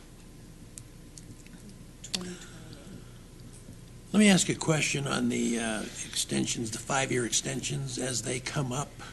Don't we have an opportunity to discuss what's going on, and at that time talk about changes that we might want to make?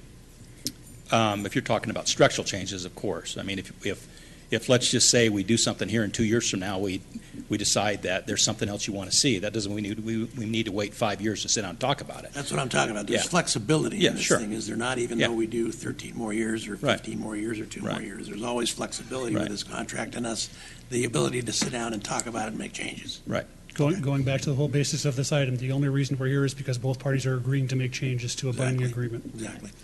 So I don't have a problem with anything. You know, you guys have done a hell of a job, Dan. Please, thank you. What's your name? Great job by Waste Management to get together, and I'm so glad we waited a while to see what was going on in Reno, and I think the things that we were able to bring over here that's not over there has been good for our customers. Did everybody get what they want? No, but that's maybe sometimes a good thing. Everybody got something. If somebody didn't get this, they got that, and back and forth and up and down. So I think it was a great negotiation. That's why it's called negotiations, and it worked out great. And for the most part, down the whole line, Waste Management does a terrific job with what they do here in our community. So we appreciate it so much. Any other questions? Got a comment. Okay, pardon me. Your lawyer had another The attorney? comment. Yes, sir. Got something to Sorry say? about that. Yes, sir. We're not taking any action today? I'm not. We're not. Okay, We're go not. ahead, Jeff. Hey, Mr. Martinelli, last time, I think, one of the last times you and I spoke was over at district court. We were involved in some litigation at that time because we had refused to give a business license to another vendor here in town. And because of that experience, I hope you'll understand when I advise my client that as far as number 5 goes, not to issue any further business licenses, I probably will be advising against that. So, no. I understand your position. I mean, we're not asking that that we ink something in writing that's illegal. It's just for purposes of enforcement, for purposes of wear and tear on your streets. You want to know, do you want 50 haulers here, or do you want 10 or so that are already here? That was our intent. But we don't want to. We're not proposing anything that's illegal, and if it's not understand. permissible, you never would. I would never accuse you of doing that. So. I understand. So, go ahead. But you are suggesting that clause is illegal?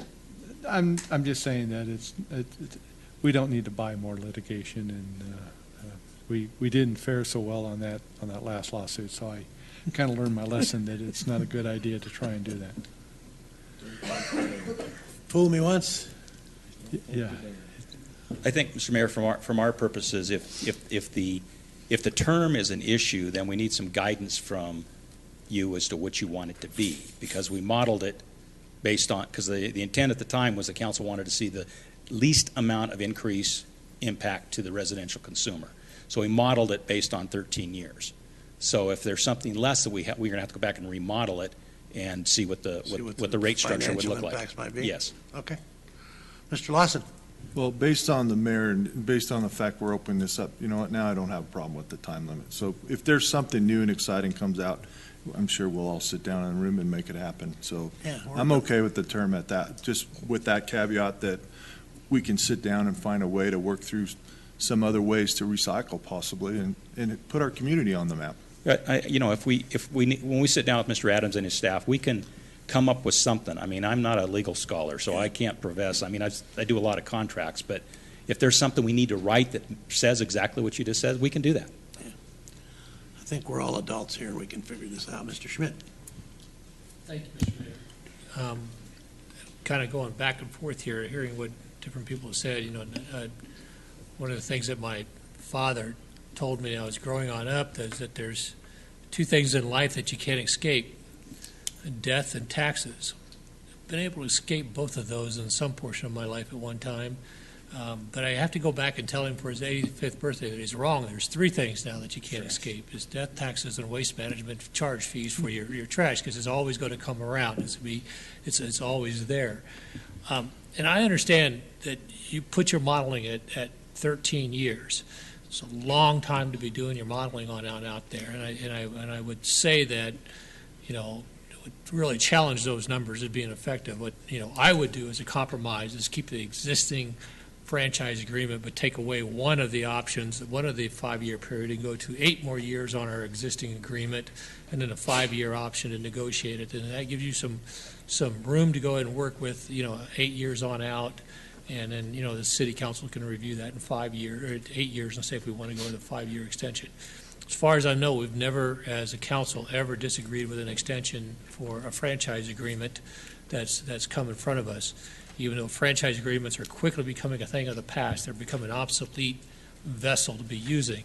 So I would support going with the removing one of the 5-year extensions and just making an 8-year out.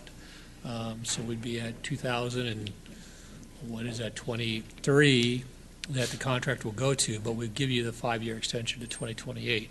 And I think that would be a very reasonable thing to do. Thank you. Okay, go ahead, Charlene. Dan, I just had a question.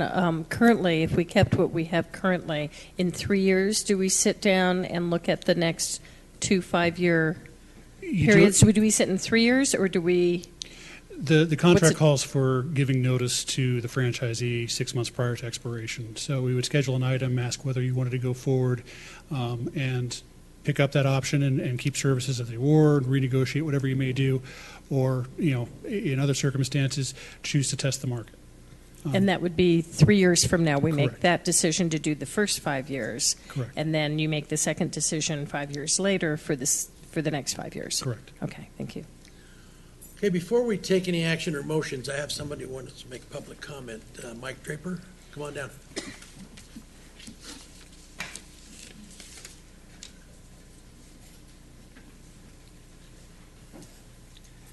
Good afternoon, Mr. Mayor, members of the council.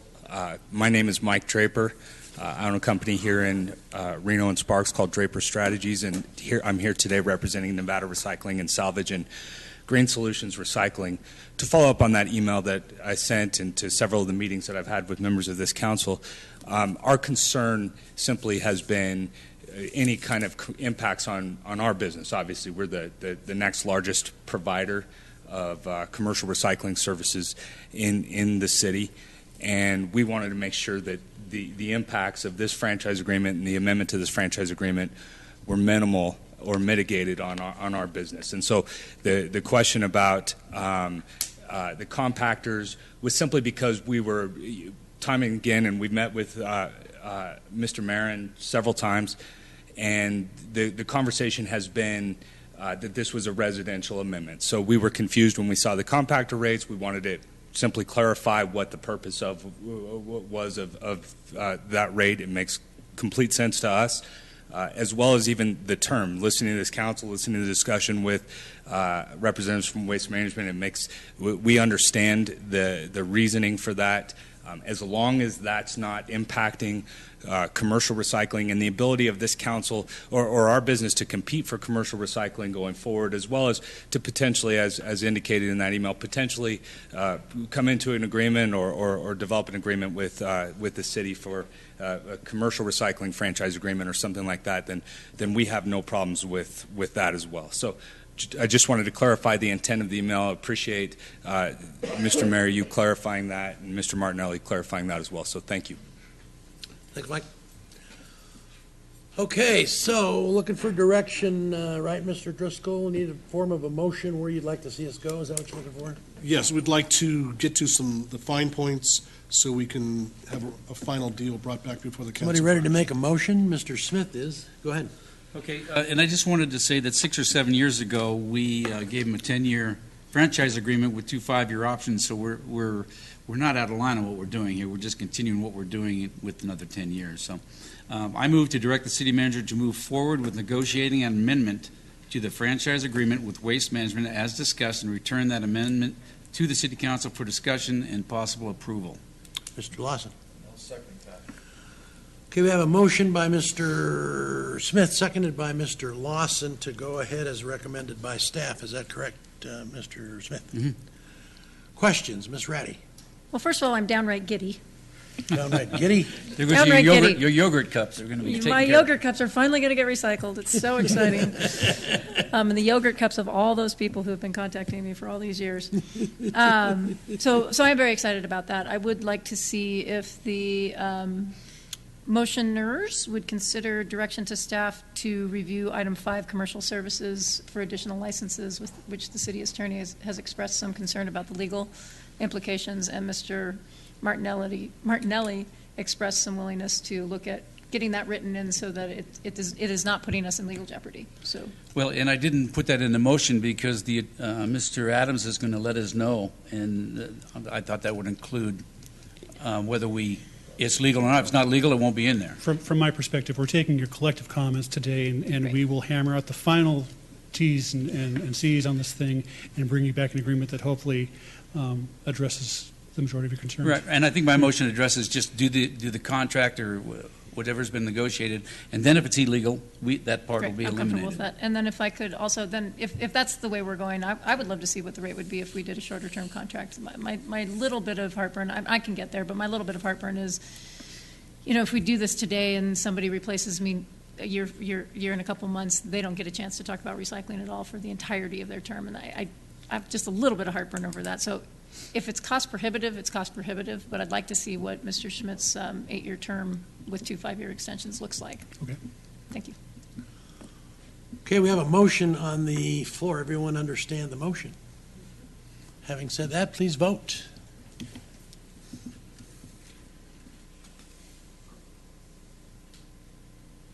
Passes unanimously. Thanks, Dan. Thank you. Thanks, Greg. Thanks, everything. Even Mr. Barrett had a lot of work here. Thank you very much, sir. Appreciate it. Okay, let's move on to 10.1, public hearing, discussion, and possible approval of a bargaining agreement between the City of Sparks and the Operating Engineers Local 3 Supervisory Unit. Ms. Severson.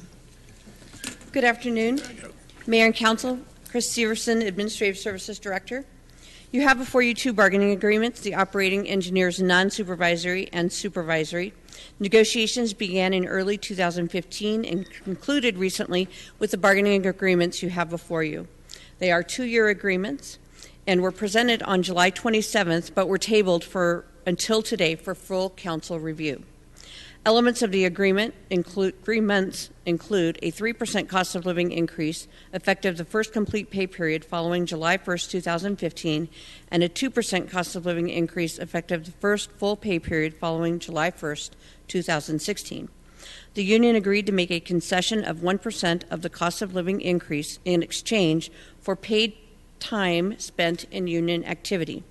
The bargaining team presented this option as we believe, based on the estimated hours spent in union activities, to be less than the cost of a 1% pay increase. The city and the union agreed to track all hours to ensure that the hours spent would not exceed the equivalent of 1% of salary and salary-driven benefits. This is allowed under NRS Section 288, Section 1, which provides, a local government employer may agree to provide leave to any of its employees for time spent by the employee in performing union duties or providing services for an employee organization if the full cost of such leave is paid or reimbursed by the employee organization or is offset by the value of concessions made by the organization.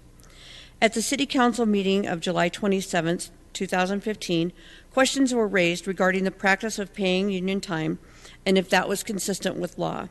As stated, the law does allow for this if an equivalent concession is made. The union and the city have had additional discussions and have agreed that the bargaining agreements presented are the option that will be most beneficial to both units in administration and hard costs. Should the City Council wish to approve an amended contract granting the full 3% cost of living and requiring all union time to be unpaid or require an employee to utilize other accrued leave time, such as annual leave, personal leave, or compensatory time, both the union and the city have agreed to amended language, and an amended contract reflecting that has been prepared. Being sensitive to posting requirements and the public noticing, if this would require us to come back with a brand new contract, we are prepared to come back before you on August 24th if we cannot make the amending language today. So those are 2 alternatives presented to you today, and I'm prepared to answer any questions. Okay, we have, sounds like we have a couple of options there. Mr. Lawson? So the second option is what, Chris? The second option is to implement a 3% cost of living increase in 2015, a 2% cost of living increase 2016, and the union members would be required to use some other type of paid time, such as annual leave or unpaid time for time spent in union activities. And I like that option better. And I actually, and to the point where I would say 3% and 3%, because I know they're way behind, or they have been behind, and this will bring them up. But I really want to treat all the unions the same. So police and fire don't negotiate on company time, as it were. I think it should be the same for OE3. Mr. Schmidt. Thank you. I think you've answered my question, but I will just go ahead and go a little bit farther here. Of all this is the last contracts coming forward with the union. Yes, sir. And so far, every union has been a 2 and 2. No, sir. The police contracts were different. That was a lieutenant. All three were different. All three of them. Yes, sir. Okay, so they allowed for a market adjustment. I apologize, I didn't bring the exact numbers, but they are getting in excess of 2%. They're getting more than 3. They're getting more than 3. Yes, sir. Okay, thank you. Okay, any more? Charlene, Ms. Bybee.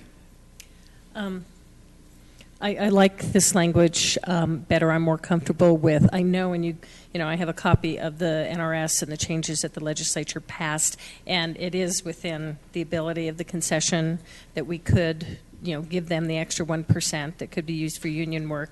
Totally permissible, which I appreciate that language, knowing that it is okay if we did that, but I'm much more comfortable with giving them the 3% and other union work being done on other forms of leave like the other unions are doing. And I really feel it's important that we get a contract passed, that we get, you know, this union caught up with what they need to be and give them a good contract, and I fully support the new option. Thank you. Thank you. My only question is, the agenda item had to be brought back exactly as written because it was tabled, so not a new item. I would ask, I don't want to get in any trouble with legal, so if Mr. Adams, you believe that it is cleaner to bring forward a new contract rather than have an amended language, we could do that on the 24th of August, or if it's permissible to have amended language, we could do that today. The whole purpose of tabling the matter, especially with Councilman Lawson's remarks last time, that it should be presented before the entire City Council, and because the proposed contract was in fact amended and changed, then pursuant to our open meeting law, I would be more comfortable if you brought it back on the 24th. Now, that being said, is there anything in there now that you might have to tweak further to make something retroactive? In other words, were you anticipating having it approved 2 weeks ago, and are any benefits being stayed or held in abeyance because of this action? Yes, we had anticipated it being approved the first complete pay period following July 1st. Mm-hmm. So we are already one pay period behind. Should we table it, we would be required to pay 2 weeks retroactive. Yeah, okay, as long as that's understood by the council. I mean, 2 pay periods retroactive. We don't want to create any grief through our delay, and because of the open meeting law. Yes, sir. Thank you, and thank you for asking. You're welcome.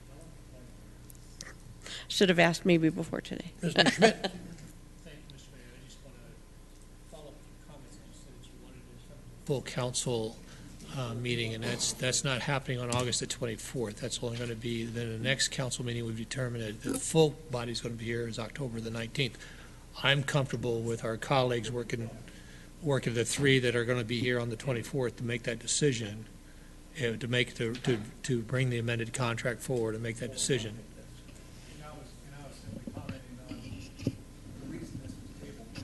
Councilman Lawson's request that it ultimately be heard before the full council. Okay. I didn't mean to intimate that this could only be heard by the full council. Misinterpreted. Thank you. Any other questions? Oh, I guess. Good. So, to clarify the legal, today we cannot. Is it just cleaner if we bring it back because of public meeting? law, because we're making an amendment to the originally posted contract, that it's preferable to wait 2 weeks instead of we can't make a decision today. The changes contained in the contract today were not the same, was not in the same form as that originally agendized 2 weeks ago. Okay. Councilman Lawson asked that this be tabled so that the entire city council could then review the contract and go over it. What you did today was essentially change what was originally agendized, and because you've deliberated on that, I think it would be cleaner to do it in the next meeting. Now, legally speaking, if you approved it today, would we go down the tubes and get in trouble with the Attorney General? Probably not, but the question posed to me was, would I be more comfortable? And usually on these matters, I try to be a little more conservative in my advice. Mr. Lawson. So can we give direction to staff and vote on that? Alternative number 3 in the agenda item says not to approve the contract and direct staff to other options. So I believe you do have the authority to do that. That's what I'm thinking. And Public comment, though? Okay, any more questions from the council? Then I'll open up public comment. Okay. Okay, this is public comment period, so I'll open up to the public. Mr. Fullerton? Scott Fullerton, yes. Welcome, Scott. Thank you. For the record, Scott Fullerton, Operating Engineers. One thing I'd like to point out in the contract that may help you on your decision today is we have provisions in the contract that are already in existence that would allow this contract to be adjusted through other options, through an MOU down the road. That would give you the option to vote on the bulk of this contract and yet open it up for smaller items, which in this case it appears we only have one item that is of concern. So for the membership or the employees, take it forward. Also for the city's own management of their business, there's a lot of things they have to put in place already, as opposed to going back. That would help everybody in the overall picture there. And then we could sit down through short meetings and handle the one item that is of concern. That is, I guess, a different alternative, Mr. Adams. We would approve the contract as, Scott, if I may, approve the contract item today and then bring forward on the 24th an MOU to that contract, granting the 1% increase and changing the paid union time.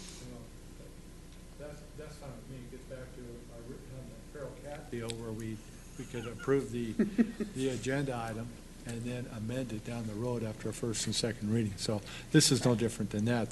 That's fine with me, folks, because you're essentially approving what was presented in the original agenda item today.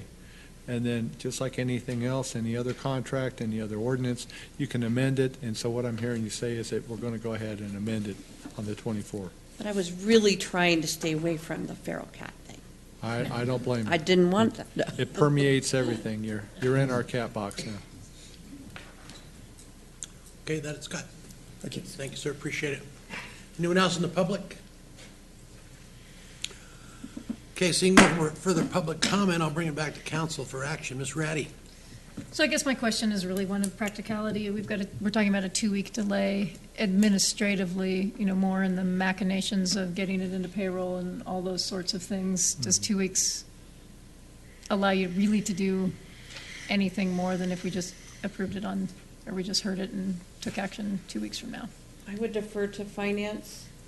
They're the ones that really because have to do that. The one outstanding item that we have is pay. It would mean that they would put an increase now, have 2 weeks of retro, and then put in another increase and do more retro. Right. Right? That's the way I understand it. Jeff Cohen, kind of financial services director for the record. Either way, we're after the fact, so we're going to look at a retro. So we're either going to do one retro or two. Your discretion. I mean, we'll get it done either way. But from an administrative standpoint, we're already kind of beyond the point of ease. So No way to sugarcoat it. we'll get it done. Mr. Schmidt? And that's my concern here, is that, you know, I understand the concept of wanting to get the contract on over, but you're going to go, as soon as you say yes or no to this contract, you're going to go do your math, and you're going to do a retro check to everybody, and then in 2 weeks, we're going to come back and potentially screw that all up for you, and you get to start all over again. Well, we wouldn't start all over again. It would just be an add-on. You would do it again. You would do it do again. it a second time. And if We you would do it wait again. 2 weeks, you're going to do it Once, right. So I think by taking this action, and, you know, we're postponing everything for 2 weeks, and then we can do everything one time. Ms. Bybee? I think I probably would prefer that, because today we would have to, if we passed it today, it would be with the stipulation that that MOE would happen and that we were comfortable with that piece that we're not comfortable with being resolved in 2 weeks. I guess, too, there are only going to be 3 of us at the next meeting, so my concern, too, is making sure we're all on the same page so that we get this accomplished, so we don't wind up having to table again and move it farther down the road. So that is a concern with only 3 members at the next meeting. Just a thought. Mr. Lawson? Try a motion? Absolutely. So I'm going to direct staff to go back to talk to the unions, and we're looking at a 3% increase and a 3% increase. And that's what they get. Then no company time for union business. Do you have a second, Ms. Ratty? Second. Discussion? One question I have is, no union activity for them on company time. What about when they have to meet with staff? So that means you guys have to work on time other than company time. That's Is that true. not correct? So, That's correct. you know, that's where I'm coming from down the line with what this whole deal is. We could have solved that in the first place with the original deal. But now you guys are going to have to work. But you're on paid monthly time, so you won't have to get overtime or anything, right? That's correct. I was anticipating something when we're meeting with the unions and with staff is just like the police and fire, that they come in, we pay them for up to, how many members was it, 5 or 10 members could be there to talk with you during It company varies, time? sure. Yeah, but that's during we actually can pay them on that time. With police and fire, it is either unpaid or they have to use their own time. It's no longer city time. Okay. So, yeah, I just want it to be consistent is what I'm after. Ms. Bybee? Okay, Mr. Lawson, I need clarification, because the contract that you're giving us is 3%, 2%, 2%. That's correct. Correct? And you're proposing 3%, 3%? It's 3, I'm sorry, it's 3 and 2. It's not 3 3, and 2, 2 I'm and 2. sorry. It's 3 3 and and 2, but you are proposing not just the 3%, you're asking for another percentage added to the second year. So that's what your proposal is, the motion is. Which is an additional about $120,000 to what is currently. In my mind, approved. it's $120,000. Yeah, it's real money, but in this particular case, these guys have been very good to the city and taken concessions, and I think it's time they get caught up a little bit. I just want to be clear, because I'm not saying I oppose it, but I just want to make clear that we're looking at a difference than what you're proposing to us today than the original contract. So it's adding another percentage. That's to the correct. second year also is what the motion is. That's correct. Okay. Mr. Driscoll? Just to be clear, Mr. Mayor, on the process, you have 2 contracts here, even though we're talking about them exactly the same. You are required to have a public hearing on both. So as you're concluding this discussion on the first contract, that's fine. You will need to open up public hearing on the second contract and have a separate motion for that contract as well. So that's just cleaning up the process for you. Thank you. Okay, everyone understand the motion? All right, please vote.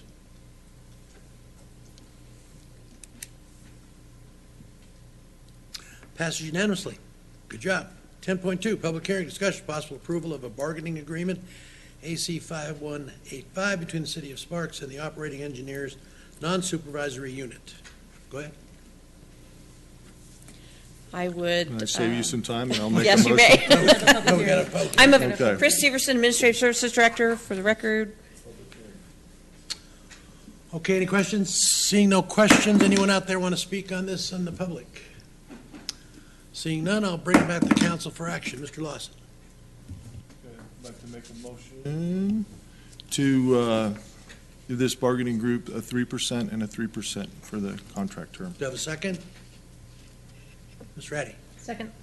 Moved by Councilman Lawson, seconded by Councilwoman Ratty to approve agreement AC 5185 between the City of Sparks and the operating engineers. Questions, Ms. Bybee? Okay, just to be clear, because now I'm really confused. On the union part of it then, the 1% will be, is a moot point because they will be using, so for both groups, for union work, they will be using personal time and just like the other union groups do. That's correct. Okay, just wanted to be clear. Thank you. That's how we will write the bargaining Okay, any agreement. other questions? Seeing none, please vote. Passes unanimously. Thank you. Thank you. Thanks, guys, for being here. Appreciate it. Okay, 11.1, public hearing and possible action on a request for tentative and final approval of an amendment to the Sparks Galleria Plan Development Handbook to allow for 18 fueling positions in an existing 12 nozzle service station. That's going to be tough, isn't it? Yeah. All right. Go ahead, Miss. Who are you? I can't see without my glasses on. Yeah. Go ahead. Good afternoon, Mayor Martini and Council. I'm Karen Melby, Senior Planner. Before you today is a consideration and possible action on a request for a tentative and final amendment to the Sparks Galleria Plan Development Handbook. This handbook has right now in it a stipulation of a restriction of 12 nozzles, and they are asking to increase that to 18 fueling positions. This is in the Sparks Galleria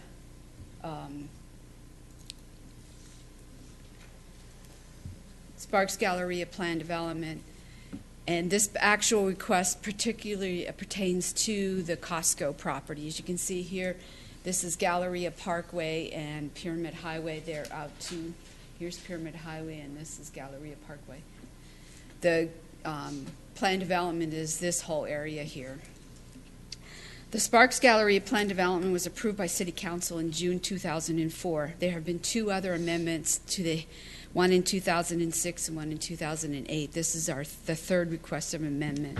The existing Costco service station has 3 islands with 6 dispensers for a total of 12 nozzles. This request is a tentative and final approval of the handbook amendment. The proposed amendment is minor in scope and does not affect the integrity of the overall plan development or the commercial or residential of this plan development. Costco proposes to add an additional dispenser, each with 2 vehicle fueling positions to each of the 3 existing fueling islands. This will result in an additional of 6 fueling positions, or a total of 18. The land use table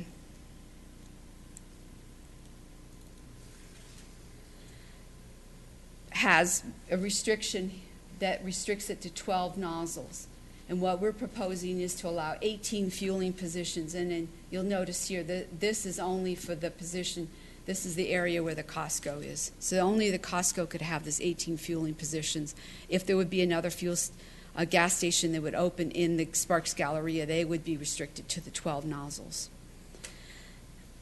The addressing the PD findings, this amendment only affects the Costco service station and does not change the allowed uses, nor does it change the nature of the plan development. This amendment facilitates the Costco service station to expand their existing operation to better serve their customers by providing additional fueling options, because they're going to provide diesel. That's why they're adding 2 nozzles to each existing pump. And it will decrease the wait time for the customers now. The adding of the fueling positions at the Costco station does not change or depart from the zoning regulations, nor does it change the density of the plan development, nor does it expand though they will be expanding the canopy, because they're going to add on the 3 new fueling stations, they will be adding the canopy over those stations. But in staff's opinion, that doesn't change the coverage of the property. The expansion of the gas station does not affect the existing landscaping nor the open space and pedestrian or vehicular circulation of the site. Staff finds the proposed amendment complies with these PD findings. To expedite the review of this minor amendment, the applicant is requesting that you also look at this as a final handbook approval. Based on the criteria and the NRS, the staff is of opinion that this amendment is in substantial compliance with the tentatively approved plan and the final handbook. It does not vary the proposed gross residential density. It does not vary the proposed ratio of residential to non-residential uses. It does not reduce the amount of open space. There is no increase in the floor area, though the canopy, as I mentioned, will be increased. There is no increase in the total ground coverage by buildings, nor will there be a substantial change in any heights of buildings in this because of this amendment. There are no changes in the final handbook based on from what was in the tentative handbook. Therefore, it's the staff's opinion that the final draft for the Sparks Galleria plan development does not substantially vary from these 5 criteria as outlined in the NRS and conforms to the tentative handbook. Due to this fact, and that this request is an amendment to a recorded final handbook, staff determines this amendment should be reviewed as a public hearing. Staff and Planning Commission recommend approval of the plan development handbook amendments. This concludes my presentation. I'd be happy to answer any questions. Questions? Okay, seeing no questions, we'll open the public hearing. Anyone in the public like to speak to this particular item? Seeing none, I'll bring it back to council for questions or action. Mr. Schmidt. Thank you, Mr. Mayor. I'm going to approve this item or make a motion to approve, but I actually want to go ahead and disapprove it because I think that this is something that is really overreaching on our part. If Costco came in with a business plan that they could put 180 gas nozzles on out there, why wouldn't we do it?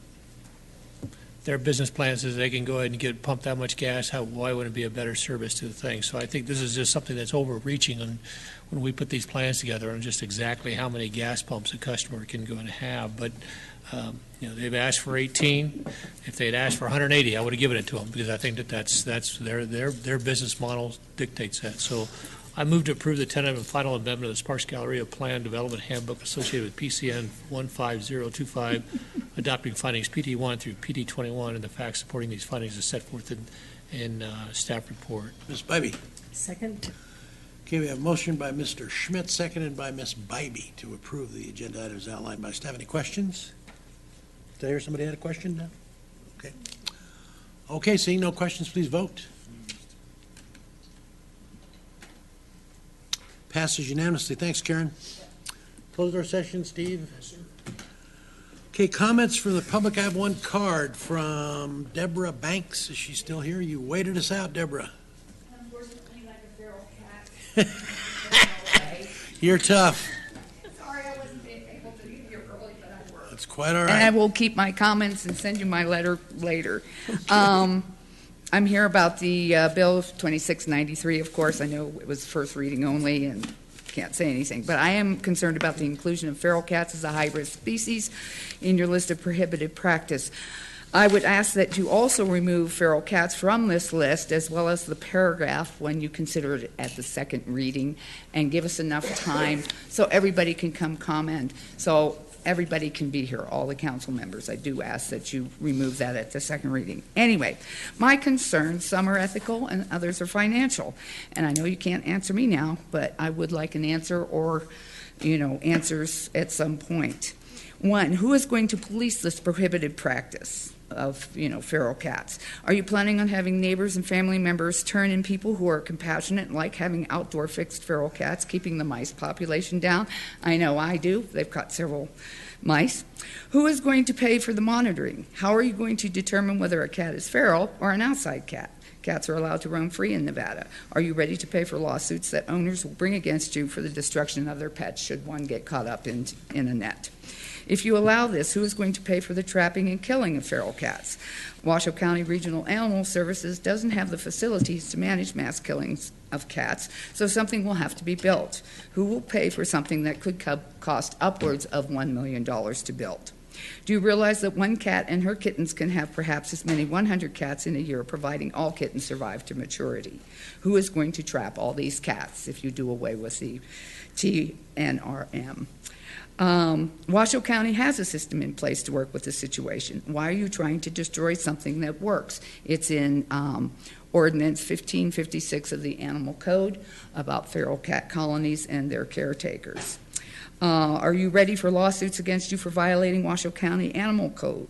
Do you really want to kill cats who, through no fault of their own, found themselves outside with no protection?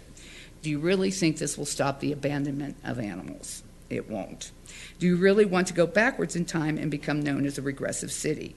Currently, the feral cat colonies cost the taxpayers of Washoe County nothing. Are you willing to go to voters of Sparks and ask for a tax increase to cover these increased costs? Can we not all work together to solve an issue without killing animals? Please do not let a small group of people convince you to kill cats. And one clarification, TNRM is the official designation of trap, neuter, or release. It actually means trap, neuter, return, and monitor. And there's where we could do better. We could do the monitoring and help these cats, help the wildlife, and help people. Thank you. Thank you. Anyone else?